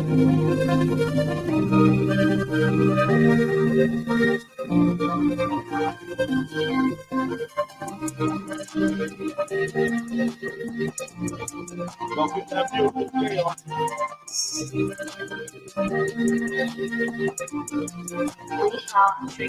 Baby, are you safe? Are you okay? I'm in my arms. Don't go away. God's on our side, and that's okay. Baby, we'll go far, baby, far away. Baby, are you safe? Are you okay? I'm in my arms. Don't go away. God's on our side, and that's okay. Baby, we'll go far, baby, far away. I know it's been a while, baby. You have a smile, baby. Sitting on the edge, make a pledge. You won't lie, baby. Tell me how you really feeling. Let me hold you down, baby. Let's pray together, push the darkness out and take a crown. Let's run up and strip or drown. Run the town, hear me out. It's the sound that's gonna make all the demons bow down. Come close to me, close the same. I'll be so fill the space up for you and me. Best believe we will see heaven. I know what you're thinking right now. This is crazy, but trust me, I'll pray for the both of us. What are we now? We're safe and sound. Once lost, but now we're fine. Baby, are you safe? Are you okay? Come in my arms. Don't go away. God's on our side, and that's okay. Baby, we'll go far. Baby, far away. Baby, are you safe? Are you okay? Come in my arms. Don't go away. God's on our side, and that's okay. Baby, we'll go far. Maybe far away. I know I wasn't perfect, but at least I tried my best. I never really felt right. Must have been a lefty. Landed in a two, noticing she up and left me. I don't really get the hype about this stupid love thing. Been sleeping on it recently. I don't need melatonin when she told me that she needs space. This thing where it was going nowhere. I was just running the place. How come I wasn't slowing? Tell me how come all these people always acting like they know me. They don't know me. Now I'm holding, living Cause we let that King Cody praising Yahweh. He gon' come back straight to heaven. Keep the hell on my low. Baby, you have me feeling some kind of way like a castaway. Now I pray, baby, are you safe? Cause I'm okay. I'm in God's arms. He knows the way. He's on my side. Till that I praise. Baby, I'll go far. I found my way. Baby, are you safe? Cause I'm okay. I'm in God's arms. He knows the way. He's on my side. Till that I praise. Baby, I'll go far. I found my way. Hey, we got one more, baby. Got one more. One more anti-flow. One more.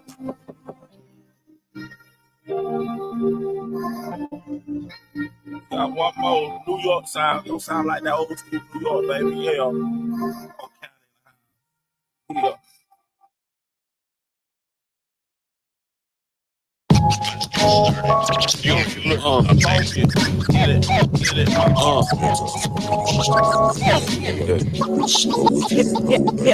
never few with the one, and I'm not rapping for fun. I'm not popping with guns, I just pop up with puns. I hang with Jesus the Son, the devil trying to be done. It was a 3-on-1, then let it crash like thunder. You gon' burn and live right under.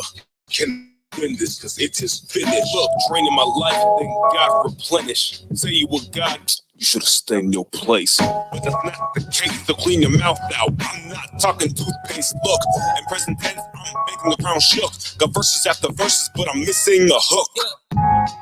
Have you ever read his book? Read the Rainbow, go ahead and take a look. Villain bars just call me alcoholic cook. Spitting like a pro, but I'm really just a rookie. I got me a weapon and it ain't got no steel. Straight leather, and this is how it feels. Just spit something real, make these demons squeal. High pitch, false chord inserted right here.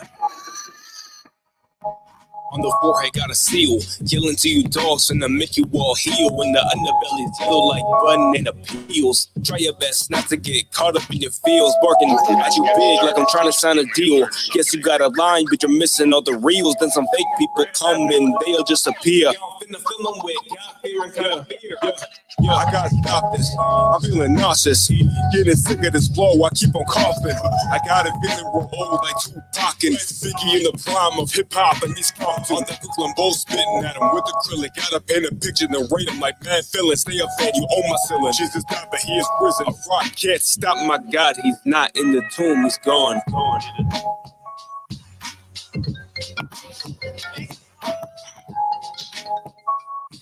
Hello? yeah, it's me. No. Whole thing was me. Yeah, me shoot.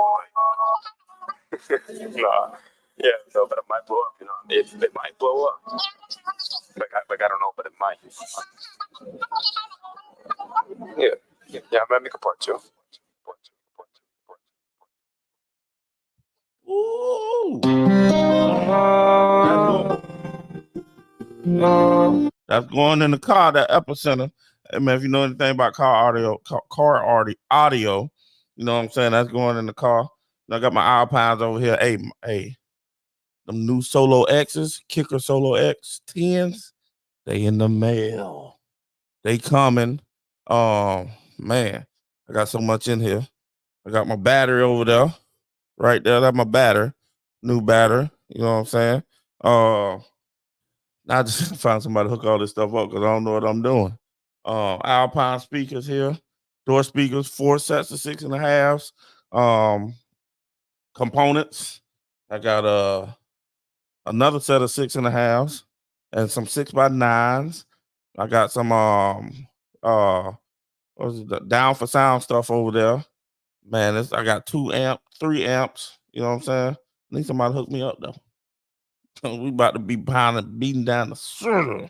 Hey, but for real though, the Kicker Solo X's, they got them in 10 and 12s are out. They just came out literally. Like the 12s came out earlier this year, probably about three months ago. The 10s just came out. When I get them, I'm gonna show them on the channel. The speakers look ridiculous. But if you're in the car audio, that's something I love too. I'm a basehead, so to speak. So with that being said, man, look, we got to end it. I got to go to work in the morning. I'm probably, oh Lord, it's 1 o'clock. Thursday, next Thursday. I mean, I'm gonna be on before that, but next Thursday, we're gonna have a biblical rant from my dog Justin. And whoever else want to come on, talk about the Bible, what you know about the Bible. They have challenged Justin. Justin, they said that the Bible, you know, has been rewritten and all this stuff here.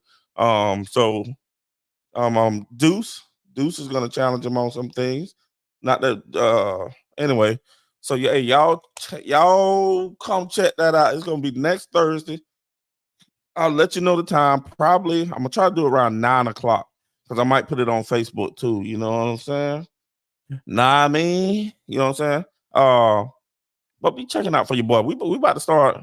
I got to start back getting my live. Man, I came back in yesterday. I didn't know what the heck I was doing, to be honest. I've been gone so long, but I got to make it a consistent thing. I just started selling health insurance. Anybody needs some health insurance? Don't care what state you live in. I got you.